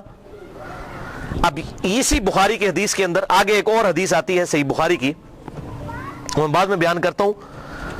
سنن ابی داؤد میں انٹرنیشنل نمبرنگ کے مطابق 2512 نمبر حدیث ہے. ابو عمران تابعی کا بیان ہے کہ ہم قسطنطنیہ پر حملے کے لیے جب گئے اس وقت ہمارے لشکر کے امیر عبد الرحمن بن خالد بن ولید تھے. خالد بن ولید رضی اللہ تعالیٰ عنہ کے بیٹے یہ ہمارے لشکر کے امیر تھے جب ہم نے قسطنطنیہ پر حملہ کیا, اور وہاں پر سیدنا ابو ایوب انصاری بھی ہمارے ساتھ موجود تھے اور انہوں نے ہمیں ایک آیت کی تفسیر بھی سمجھائی. اور پھر سیدنا ابو ایوب انصاری رضی اللہ تعالیٰ عنہ قسطنطنیہ کے حملوں میں شریک ہوتے رہے حتیٰ کہ ایک حملے کے دوران وہ فوت ہو گئے اور وہیں پر دفن ہوئے. تو جس حملے میں حضرت ابو ایوب انصاری فوت ہوئے وہ حملہ پہلا ہوگا یا جس میں وہ زندہ تھے وہ پہلا ہوگا؟ جس میں زندہ تھے اس لشکر کے امیر تھے عبد الرحمن بن خالد بن ولید. یہ کوئی تاریخ نہیں میں پڑھ رہا ہوں, سنن ابی داؤد 2512. اب بخاری سے وہ لیتے ہیں, حدیث اٹھاتے ہیں اور فٹ کرتے ہیں یزید پہ. وہ سن لیں, صحیح بخاری کتاب التہجد چیپٹر میں 1186 نمبر حدیث ہے کہ ابو ایوب انصاری موجود تھے قسطنطنیہ پہ حملے میں رضی اللہ تعالیٰ عنہ, اور اس وقت لشکر کا امیر یزید ابن معاویہ تھا. یہ 54 ہجری کی بات ہے کیونکہ اس وقت امیر معاویہ مسلمانوں کے حاکم تھے, انہوں نے اپنے بیٹے کو لشکر کا امیر بنایا. یہ 54 ہجری کا واقعہ ہے. اور اسی حدیث میں موجود ہے ابو ایوب انصاری رضی اللہ تعالیٰ عنہ اسی حملے کے دوران جس میں امیر لشکر یزید تھا فوت ہو گئے. تو جس حملے میں وہ فوت ہوئے وہ لشکر پہلے ہے یا جس میں وہ زندہ تھے اور حدیثیں بیان کرتے رہے وہ پہلے ہے؟ اور اس میں اس کے بعد کتنے حملے ہوئے؟ یہ بھائی یزید والا لشکر 7واں یا 8واں لشکر تھا, اور وہ جو میں نے پہلے بیان کیا وہ بھی پہلا نہیں تھا, وہ دوسرا تھا. پہلا لشکر جو یزید سے بہت پہلے 33 ہجری میں جب ابھی یزید کی عمر 5-6 سال تھی اس وقت پہلا لشکر حملہ آور ہوا, اور اس کا ذکر موجود ہے احادیث کی کتابوں کے اندر. وہ میں حوالہ بھی دے دیتا ہوں. یہاں پر میں ایک بات بتا دوں, قسطنطنیہ پھر فتح کسی سے بھی نہیں ہوا, نہ صحابہ سے, نہ تابعین, نہ تبع تابعین, نہ تبع تبع تابعین. یہ جا کر تقریباً پھر 9ویں صدی کے اندر 800 سال کے بعد سلطان محمد فاتح نے قسطنطنیہ فتح کیا تھا, 900 سال کے بعد. تو فتح ان سے نہیں ہوا, لیکن بشارت پہلے حملہ کرنے والے کے لیے تھی, فتح کی اس میں گارنٹی نہیں تھی. تو اس حوالے سے ایک پوری بک ریسرچ پیپر آ چکا ہے. شیخ زبیر علی زئی رحمہ اللہ کے شاگرد ہیں, اس دور کے بہت بڑے محقق ہیں. ویسے شیخ زبیر علی زئی صاحب سے عمر میں بڑے ہیں, وہ میں ان سے ملا ہوں, پیور جینٹل مین ہے. ڈاکٹر ابو جابر عبداللہ دامانوی, یہ اہل حدیث میں بہت قدر کی نگاہ سے دیکھے جاتے ہیں, بہت بڑے محقق ہیں اسماء و رجال کی فیلڈ کے. اور یہ خود پہلے یزیدی پارٹی سے تعلق رکھتے تھے. انہوں نے خود اپنا واقعہ بھی لکھا کہ میں پکا یزیدی تھا, کیونکہ محمود احمد عباسی وہ ناسبی منکرین حدیث, اور فیض عالم صدیقی جو جیلم کا ناسبی تھا یزیدی منکرین حدیث, تو اس سے متاثر تھے. لیکن جب یہ محمود احمد عباسی کو ملنے گئے تو اس نے ان کے سامنے کہہ دیا ہاں بخاری کھوتے نے بھی بخاری میں وہ حدیث لے لی ہے 3748 کہ حسین علیہ السلام کا سر لا کر جو ہے وہ عبید اللہ ابن زیاد کے سامنے رکھا گیا. اس کھوتے بخاری نے بھی حدیث نقل کی ہے. اس کے پیچھے چل رہی یزیدی پارٹی جو حضرت امام بخاری کو کھوتا کہتا تھا. محمود احمد عباسی انگریزوں کا پٹھو, اس سے متاثر ہوئے اور وہ جناب انہوں نے کتابیں لکھ دی جو امیر المومنین یزید ابن معاویہ, یہ وہ تھا. تو جب یہ ابو جابر دامانوی صاحب کہتے ہیں میں نے اس کی الفاظ یہ سنے, میں نے کہا اوئے یہ لوگ جو محدثین کے بارے میں ایسی ننگی لینگویج استعمال کرتے ہیں یہ لوگ حق پر نہیں ہو سکتے منکرین حدیث. پھر کہتے ہیں میں نے مکمل تحقیق کی, پھر انہوں نے یہ 120 صفحات پر مشتمل کتاب لکھی ہے, اور اس کتاب کا عنوان ہے یزید ابن معاویہ اور جیش مغفور اللہم, یعنی جو مغفرت یافتہ گروہ ہے اس کا ذکر. وہ سارے انہوں نے قسطنطنیہ کے اوپر جو حملے ہوئے وہ تمام حملے ایک ایک احادیث کی کتابوں سے لکھ کر رد کیا. 120 صفحوں پہ یہ کتاب ہے. ابو جابر السلفی لائبریری کراچی سے شائع شدہ ہے, میرے پاس موجود ہے. جس کو پی ڈی ایف چاہیے ہو انشاءاللہ میں 1-2 دن میں سکین کروا کر انشاءاللہ اپنے پاس رکھ لوں گا, تو مجھے ای میل کریں mirza_95@yahoo.com, اس پہ میں آپ کو بھیجوں گا. اس میں انہوں نے ٹروتھ ریویل کیا کہ نہ تو قسطنطنیہ پہ حملہ پہلا یزید نے کیا اور نہ ان کے والد معاویہ بن ابی سفیان رضی اللہ تعالیٰ عنہ نے کیا, بلکہ سب سے پہلا حملہ قسطنطنیہ پہ جس شخص نے کیا وہ حضرت عبداللہ ابن زبیر کے بھائی تھے, منذر بن زبیر رحمہ اللہ. جو حضرت زبیر عشرہ مبشرہ کے بیٹے تھے، 33 ہجری میں انہوں نے یہ حملہ کیا، اور اس کا ذکر مسند امام احمد میں، مصنف عبد الرزاق میں، سنن نبی داؤد میں اور سنن طبرانی میں صحیح سند کے ساتھ موجود ہے۔ وہ ساری احادیث انہوں نے اس کتاب کے اندر جمع کی الحمدللہ۔ لہذا یہ بالکل جھوٹ بولتے ہیں کہ جی وہ بشارت اس پہ فٹ ہوتی ہے، اس پہ فٹ ہی نہیں ہوتی، کسی اعتبار سے فٹ نہیں ہوتی۔ اور یہی وجہ ہے کہ ڈاکٹر ذاکر نائک نے جب فٹ کی، اس سے سوال پوچھا گیا، وہ کہتا ہے جی امام غزالی نے لکھا ہے۔ ویسے آپ کہتے ہیں قرآن اور صحیح حدیث، تو امام غزالی کا کیا لینا دینا قرآن اور صحیح حدیث؟ امام غزالی تو آپ کے نزدیک صوفی ہیں، آپ صوفیوں کو تو ویسے ہی نہیں مانتے۔ تو صحیح سند سے بات کریں، احادیث کی کتابوں میں کیا لکھا ہوا ہے۔ امام غزالی تو تعصب کا شکار ہو چکے تھے، انہوں نے تو یہاں تک لکھا احیاء العلوم میں کہ واقعہ کربلا بیان نہ کرو، بڑی بڑی ہستیوں کے نام بیچ میں آ جائیں گے، واقعہ کربلا بیان کرنا حرام ہے۔ تو اس پہ میں ایک ہی جملہ بولوں گا کہ چور کی داڑھی میں تنکا، اگر ہم اہل سنت اپنے آپ کو صحیح المنہج سمجھتے ہیں تو واقعہ کربلا بیان کریں، اور جو حق ہے وہ بیان کریں۔ حضور صلی اللہ علیہ وسلم تو اس واقعے سے پہلے بیان کر رہے ہیں، اس واقعے کے بعد صحابہ کرام کو خواب میں آ رہے ہیں اور غمگین ہیں، اور آپ کہہ رہے ہیں بیان نہ کریں۔ اور قرآن اور صحیح احادیث کیا کہہ رہی ہیں، امام بخاری کیا کہہ رہے ہیں، امام مسلم کیا کہہ رہے ہیں، امام داؤد کیا کہہ رہے ہیں، حق واضح ہو۔ اب مجھے بتائیے اہل حدیث کا شاید ہی کوئی پلیٹ فارم ہو جس پر یہ حدیث ترمذی کی بیان نہ ہوتی ہو کہ جب حضرت عمر نے حج تمتع پر پابندی لگا دی تھی تو عبداللہ بن عمر نے کہا کہ میرے باپ پہ شریعت تو نازل نہیں ہوئی ہے، تو معاذ اللہ اس کا کیا مطلب ہے کہ ہم حضرت عمر کی توہین کر رہے ہوتے ہیں؟ نہیں۔ اسی طریقے سے اگر محدثین نے حضرت امیر معاویہ رضی اللہ تعالیٰ عنہ کی غلطیوں کا بیان بخاری مسلم میں کر دیا، ترمذی میں، ابو داؤد، نسائی، ابن ماجہ میں، تو ان کا مقصد توہین کرنا نہیں تھا، حق بتانا تھا۔ اور اگر ہم بیان کرتے ہیں تو یہ بھی مقصد یہی ہے۔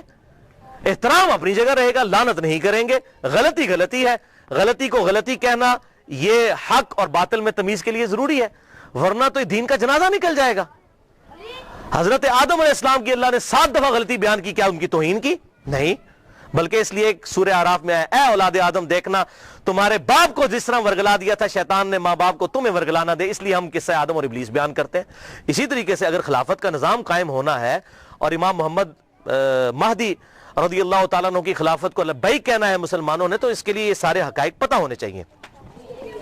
دوسرا دفاع جو جھوٹا کرتے ہیں، پہلا تو کل ہوا، تو میں نے یزید کو دوستی نہیں کہا، کلمہ گو تھا، اہل قبلہ تھا، اگر اللہ نے معاف کیا تو جنت میں چلا جائے گا، ہمیں تو کوئی مسئلہ نہیں ہے اگر اللہ نے معاف کیا، وہ اللہ تعالیٰ کی اپنی مرضی ہے۔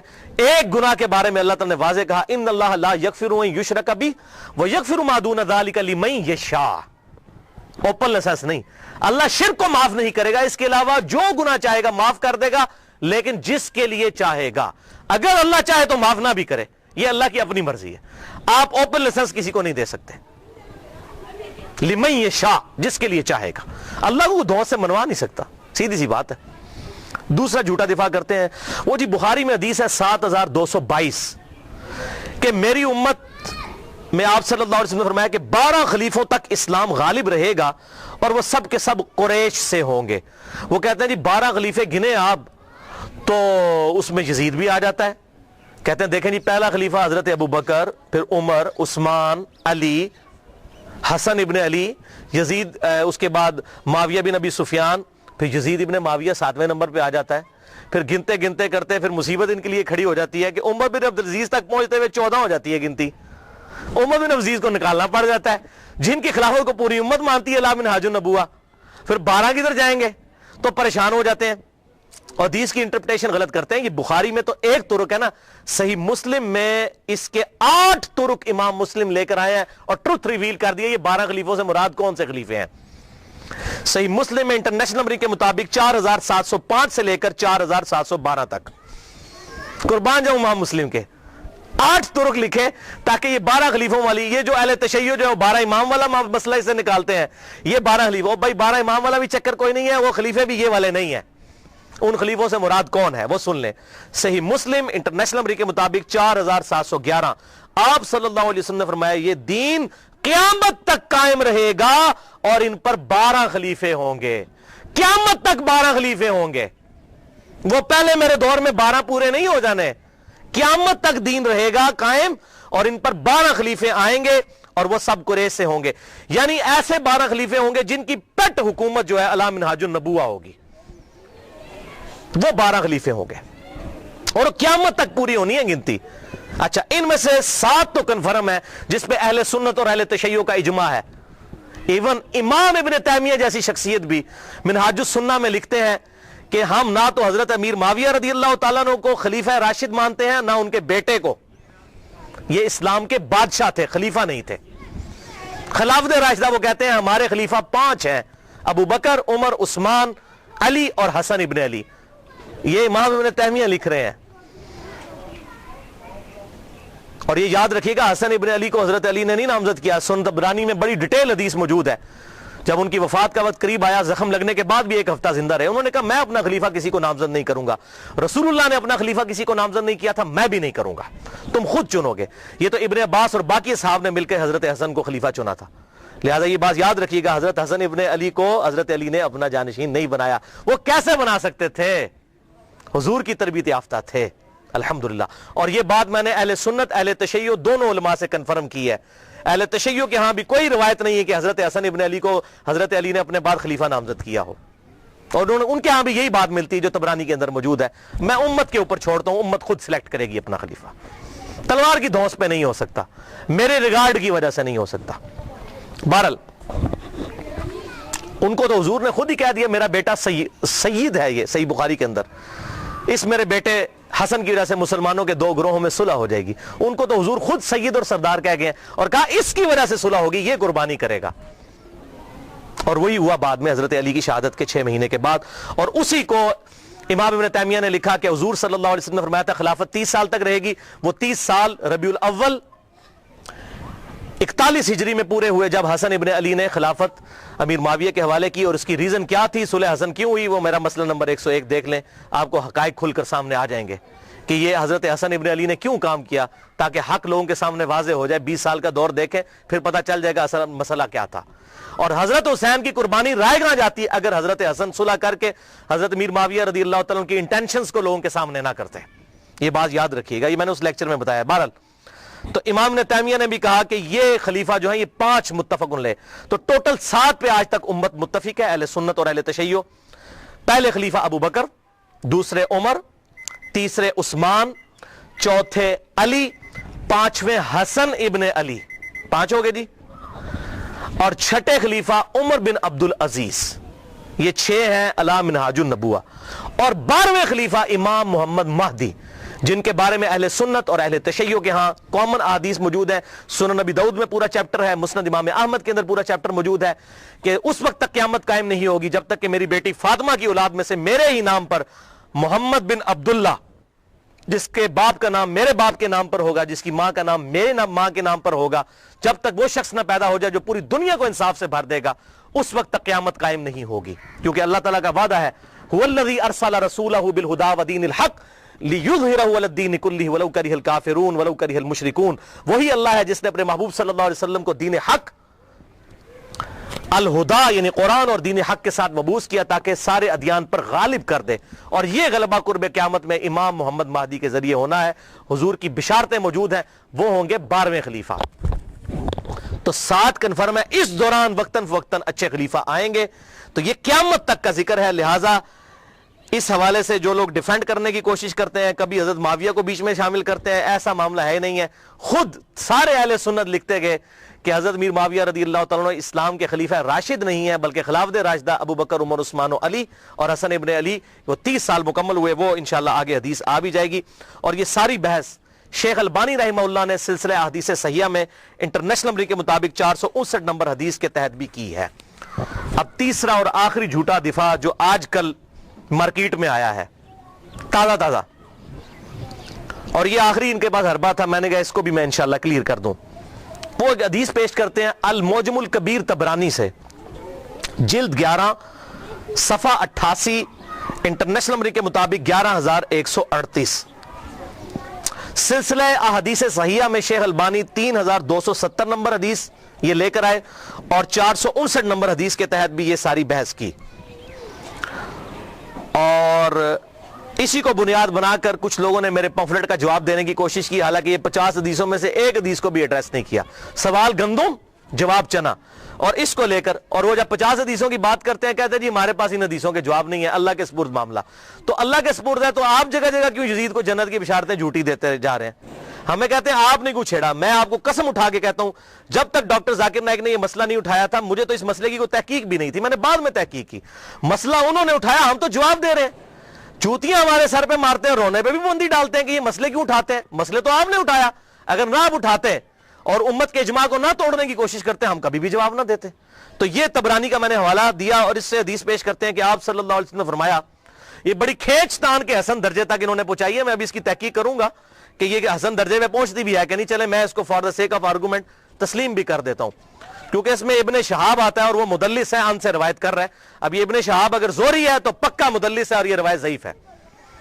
اگر کوئی اور ہے پھر اس کو بھی چیک کرنا ہوگا, یہ تدریس. بہرحال میں for the sake of argument اس روایت کو صحیح مان لیتا ہوں کہ آپ صلی اللہ علیہ وسلم نے فرمایا کہ امت کے پہلے حصے میں نبوت اور رحمت ہوگی, پھر خلافت اور رحمت ہوگی, پھر بادشاہت اور رحمت ہوگی, پھر امارت اور رحمت ہوگی. پھر تم امارت کے لیے ایسے لڑو گے جیسے گدھے آپس میں لڑتے ہیں. اس وقت تم پر جہاد فرض ہوگا, اور بہترین جہاد یہ ہوگا کہ مسلمان حکومت کی سرحد کے اوپر جا کر کافروں کے خلاف جہاد کیا جائے, مسلمانوں کو قتل نہ کریں آپ. یہ حدیث وہ پیش کرتے ہیں. تو بھائی پہلے اس حدیث کو خود پڑھ لیں. آپ صلی اللہ علیہ وسلم نے کیا فرمایا؟ نبوت اور رحمت, پھر خلافت اور رحمت, پھر ملوکیت اور رحمت. اس کو خلافت نہیں کہا, ملوکیت کہا, بادشاہت. تو یہ کہتے ہیں یہ جو ملوکیت اور رحمت ہے نا, اس سے مراد حضرت میر معاویہ رضی اللہ تعالیٰ عنہ ہے. اور امارت اور رحمت اس کو انہوں نے پھر بتایا نہیں کہ پھر اس سے مراد کون ہے. اتنی شرم آئی کہ یزید ابن معاویہ کو نہیں کہنا چاہیے, اس کو سکپ ہی کر گئے اس کے اندر. یہ غلام مصطفیٰ ظہیر صاحب ہمارے جے علم کے عالم ہیں, بہت بڑے, میں ان کی عزت بھی کرتا ہوں, محقق آدمی ہے. لیکن جب بندہ ایک ہٹ درمی پر اتر آئے, کوئی بڑا بندہ بھی, تو غلطی اس کی پوائنٹ آؤٹ کرنی چاہیے. السنہ رسالہ نومبر 2012 سے اپریل 2013 تک کے دوران, شمارہ نمبر 49 سے 54 تک. بلکہ انہوں نے میرا نام بھی ڈھکے چھپے الفاظ میں کلیئر کٹ نام لکھ دیا, اور یہ اس طرح کرنے کی کوشش کی, وہ کسی بات کا جواب نہیں دیا. تو اس میں انہوں نے امارت اور رحمت اس کو سکپ بھی کر گئے, اس کی تشریح کو. ان کو پتا تھا یزید کا بھی نام لینا پڑنا ہے, مامے دے پتر دا, نہیں لیا.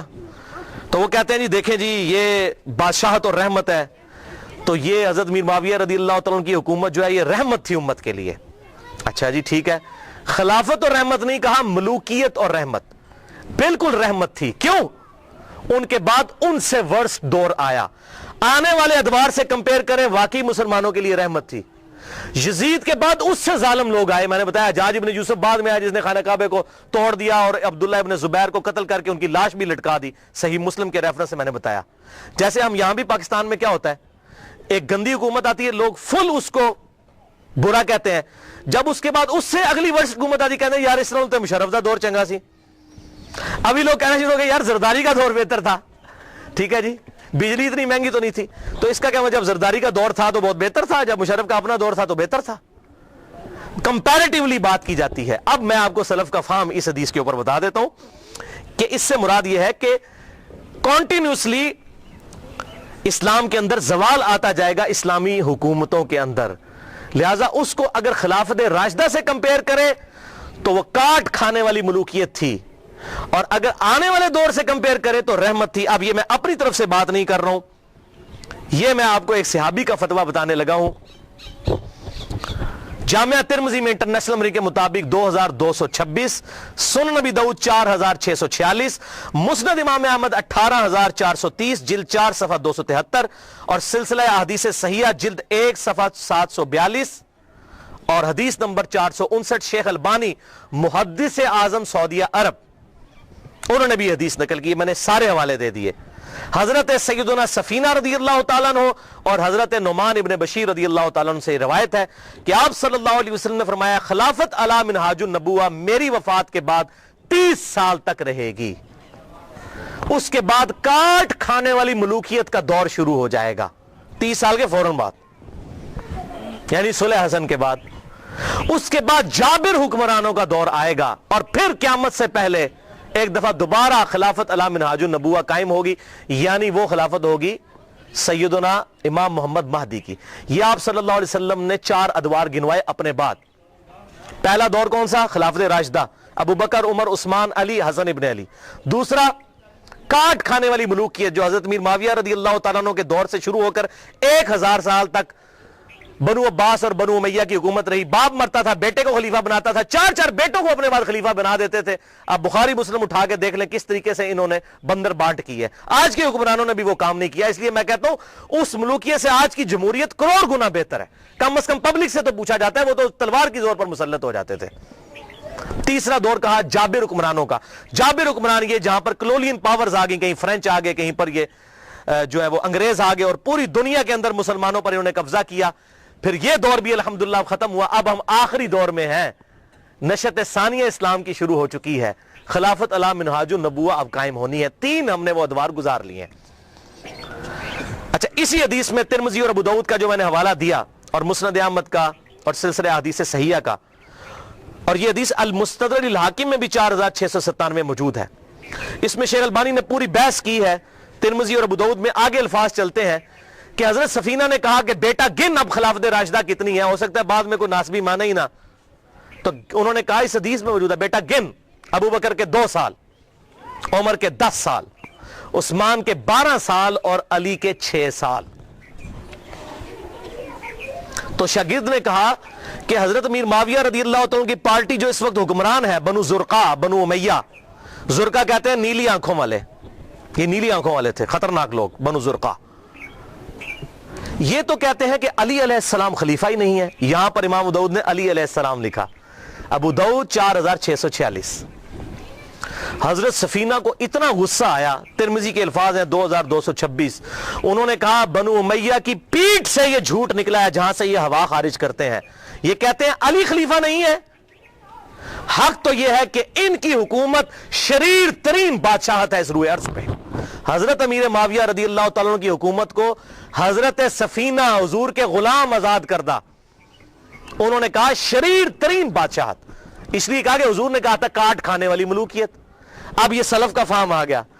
सफीना से बढ़कर सलफ कौन है? 8वीं 9वीं सदी के मौलवियों को हमने सलफ मानना है अगर हजरत सफीना को नहीं मानना। काट खाने वाली मलूकियत कहा हजरत अमीर माविया रदियल्लाहु तआला के दौर को हजरत सफीना ने। क्यों? उन्होंने खिलाफत राशिदा का जमाना देखा था। जब उससे कंपेयर करते थे तो कहते थे ये तो काट खाने वाली मलूकियत और ये बदतरीन बादशाहत है। हां, जब आने वाले दौर से करें तो वो रहमत है, क्योंकि आने वाला दौर उससे भी वर्ष था। लिहाजा ये मैंने अल्हम्दुलिल्लाह सलफ का फार्म इस हवाले से बिल्कुल क्लियर कर दिया। और इस हवाले से और सलफ का फाहम अगर किसी ने देखना हो अहदीस, ये 50 पढ़ लें। और मेरा लेक्चर 101 नंबर मसला, उसमें अब्दुर्रहमान बिन अबी बकर का फाहम सही बुखारी से, मिक़दाम बिन मादी का फाहम सुनन नबी दाऊद से, और अम्मार इब्न यासिर का फाहम सही बुखारी से। ये काफ़ी सारी अहादीस हैं जिसमें बिल्कुल क्लियर हो जाएगा कि ये तमाम सहाबा किराम अलैहिम रिदवान कौन सी चीज़ हक समझते थे और किसको बातिल। सूरतुल अहज़ाब की आयत नंबर 57 है भाइयों। बिस्मिल्लाहिर रहमानिर रहीम। इन्नल्लज़ीना युज़ूना अल्लाह व रसूलहु लअनहुमुल्लाहु फिद दुनिया वल आखिरह। बेशक जो लोग अल्लाह और उसके रसूल को तकलीफ देते हैं, दुनिया की जिंदगी में भी उन पर अल्लाह की लानत और आखिरत की जिंदगी में भी लानत। वअअद्द लहुम अज़ाबम मुहीना, और ऐसे लोगों के लिए अल्लाह ताला ने दर्दनाक ज़लील ख्वार कर देने वाला अजाब तैयार कर रखा है। वलियाउज़ु बिल्लाहि ताला। जिन जिन लोगों ने सैयदना हुसैन इब्न अली के साथ जुल्म किया या अहले बैत के साथ जुल्म किया, वो इसी आयत की कैटेगरी में फॉल करते हैं। और आप सल्लल्लाहु अलैहि वसल्लम की वाज़ेह हदीस है अल मुस्तदरक लिल हाकिम में सही सनद के साथ 4717, सही इब्न हिब्बान में 7104, और सिलसिले हदीस सहिया में भी शेख अलबानी लेकर आए रहिमहुल्लाह, उसको सही कहा, और शेख जुबैर लिज़ई साहब ने भी इसको सही कहा। आप सल्लल्लाहु अलैहि वसल्लम ने फरमाया उस जात की कसम जिसके कब्ज़े कुदरत में मैं मोहम्मद सल्लल्लाहु अलैहि वसल्लम की जान है, जो भी हम अहले बैत के साथ बुग़्ज़ रखेगा अल्लाह ताला उसे जरूर दोज़ख की आग में दाखिल करेगा। बुग़्ज़ रखेगा, ये कहते हैं लानत ना भेजो, बुग़्ज़ की बात हो रही है, सिर्फ दिल में बुग़्ज़ रखने वाला दोज़ख में जाएगा। और हुज़ूर ने कसम उठाकर कहा, और इसी का तुरुक जो अल मुस्तदरक लिल हाकिम में 4712 है इब्न अब्बास रदियल्लाहु ताला अन्हु से, आप सल्लल्लाहु अलैहि वसल्लम ने फरमाया अगर कोई शख्स मुकाम इब्राहीम और हजर अस्वद के दरमियान नमाजें पढ़े और रोजे रखे, अगर वो भी इस हाल में मर जाए कि उसके दिल में अहले बैत का बुग़्ज़ था, तो अल्लाह ताला उसे भी जरूर दोज़ख में दाखिल करेगा। वलियाउज़ु बिल्लाहि ताला।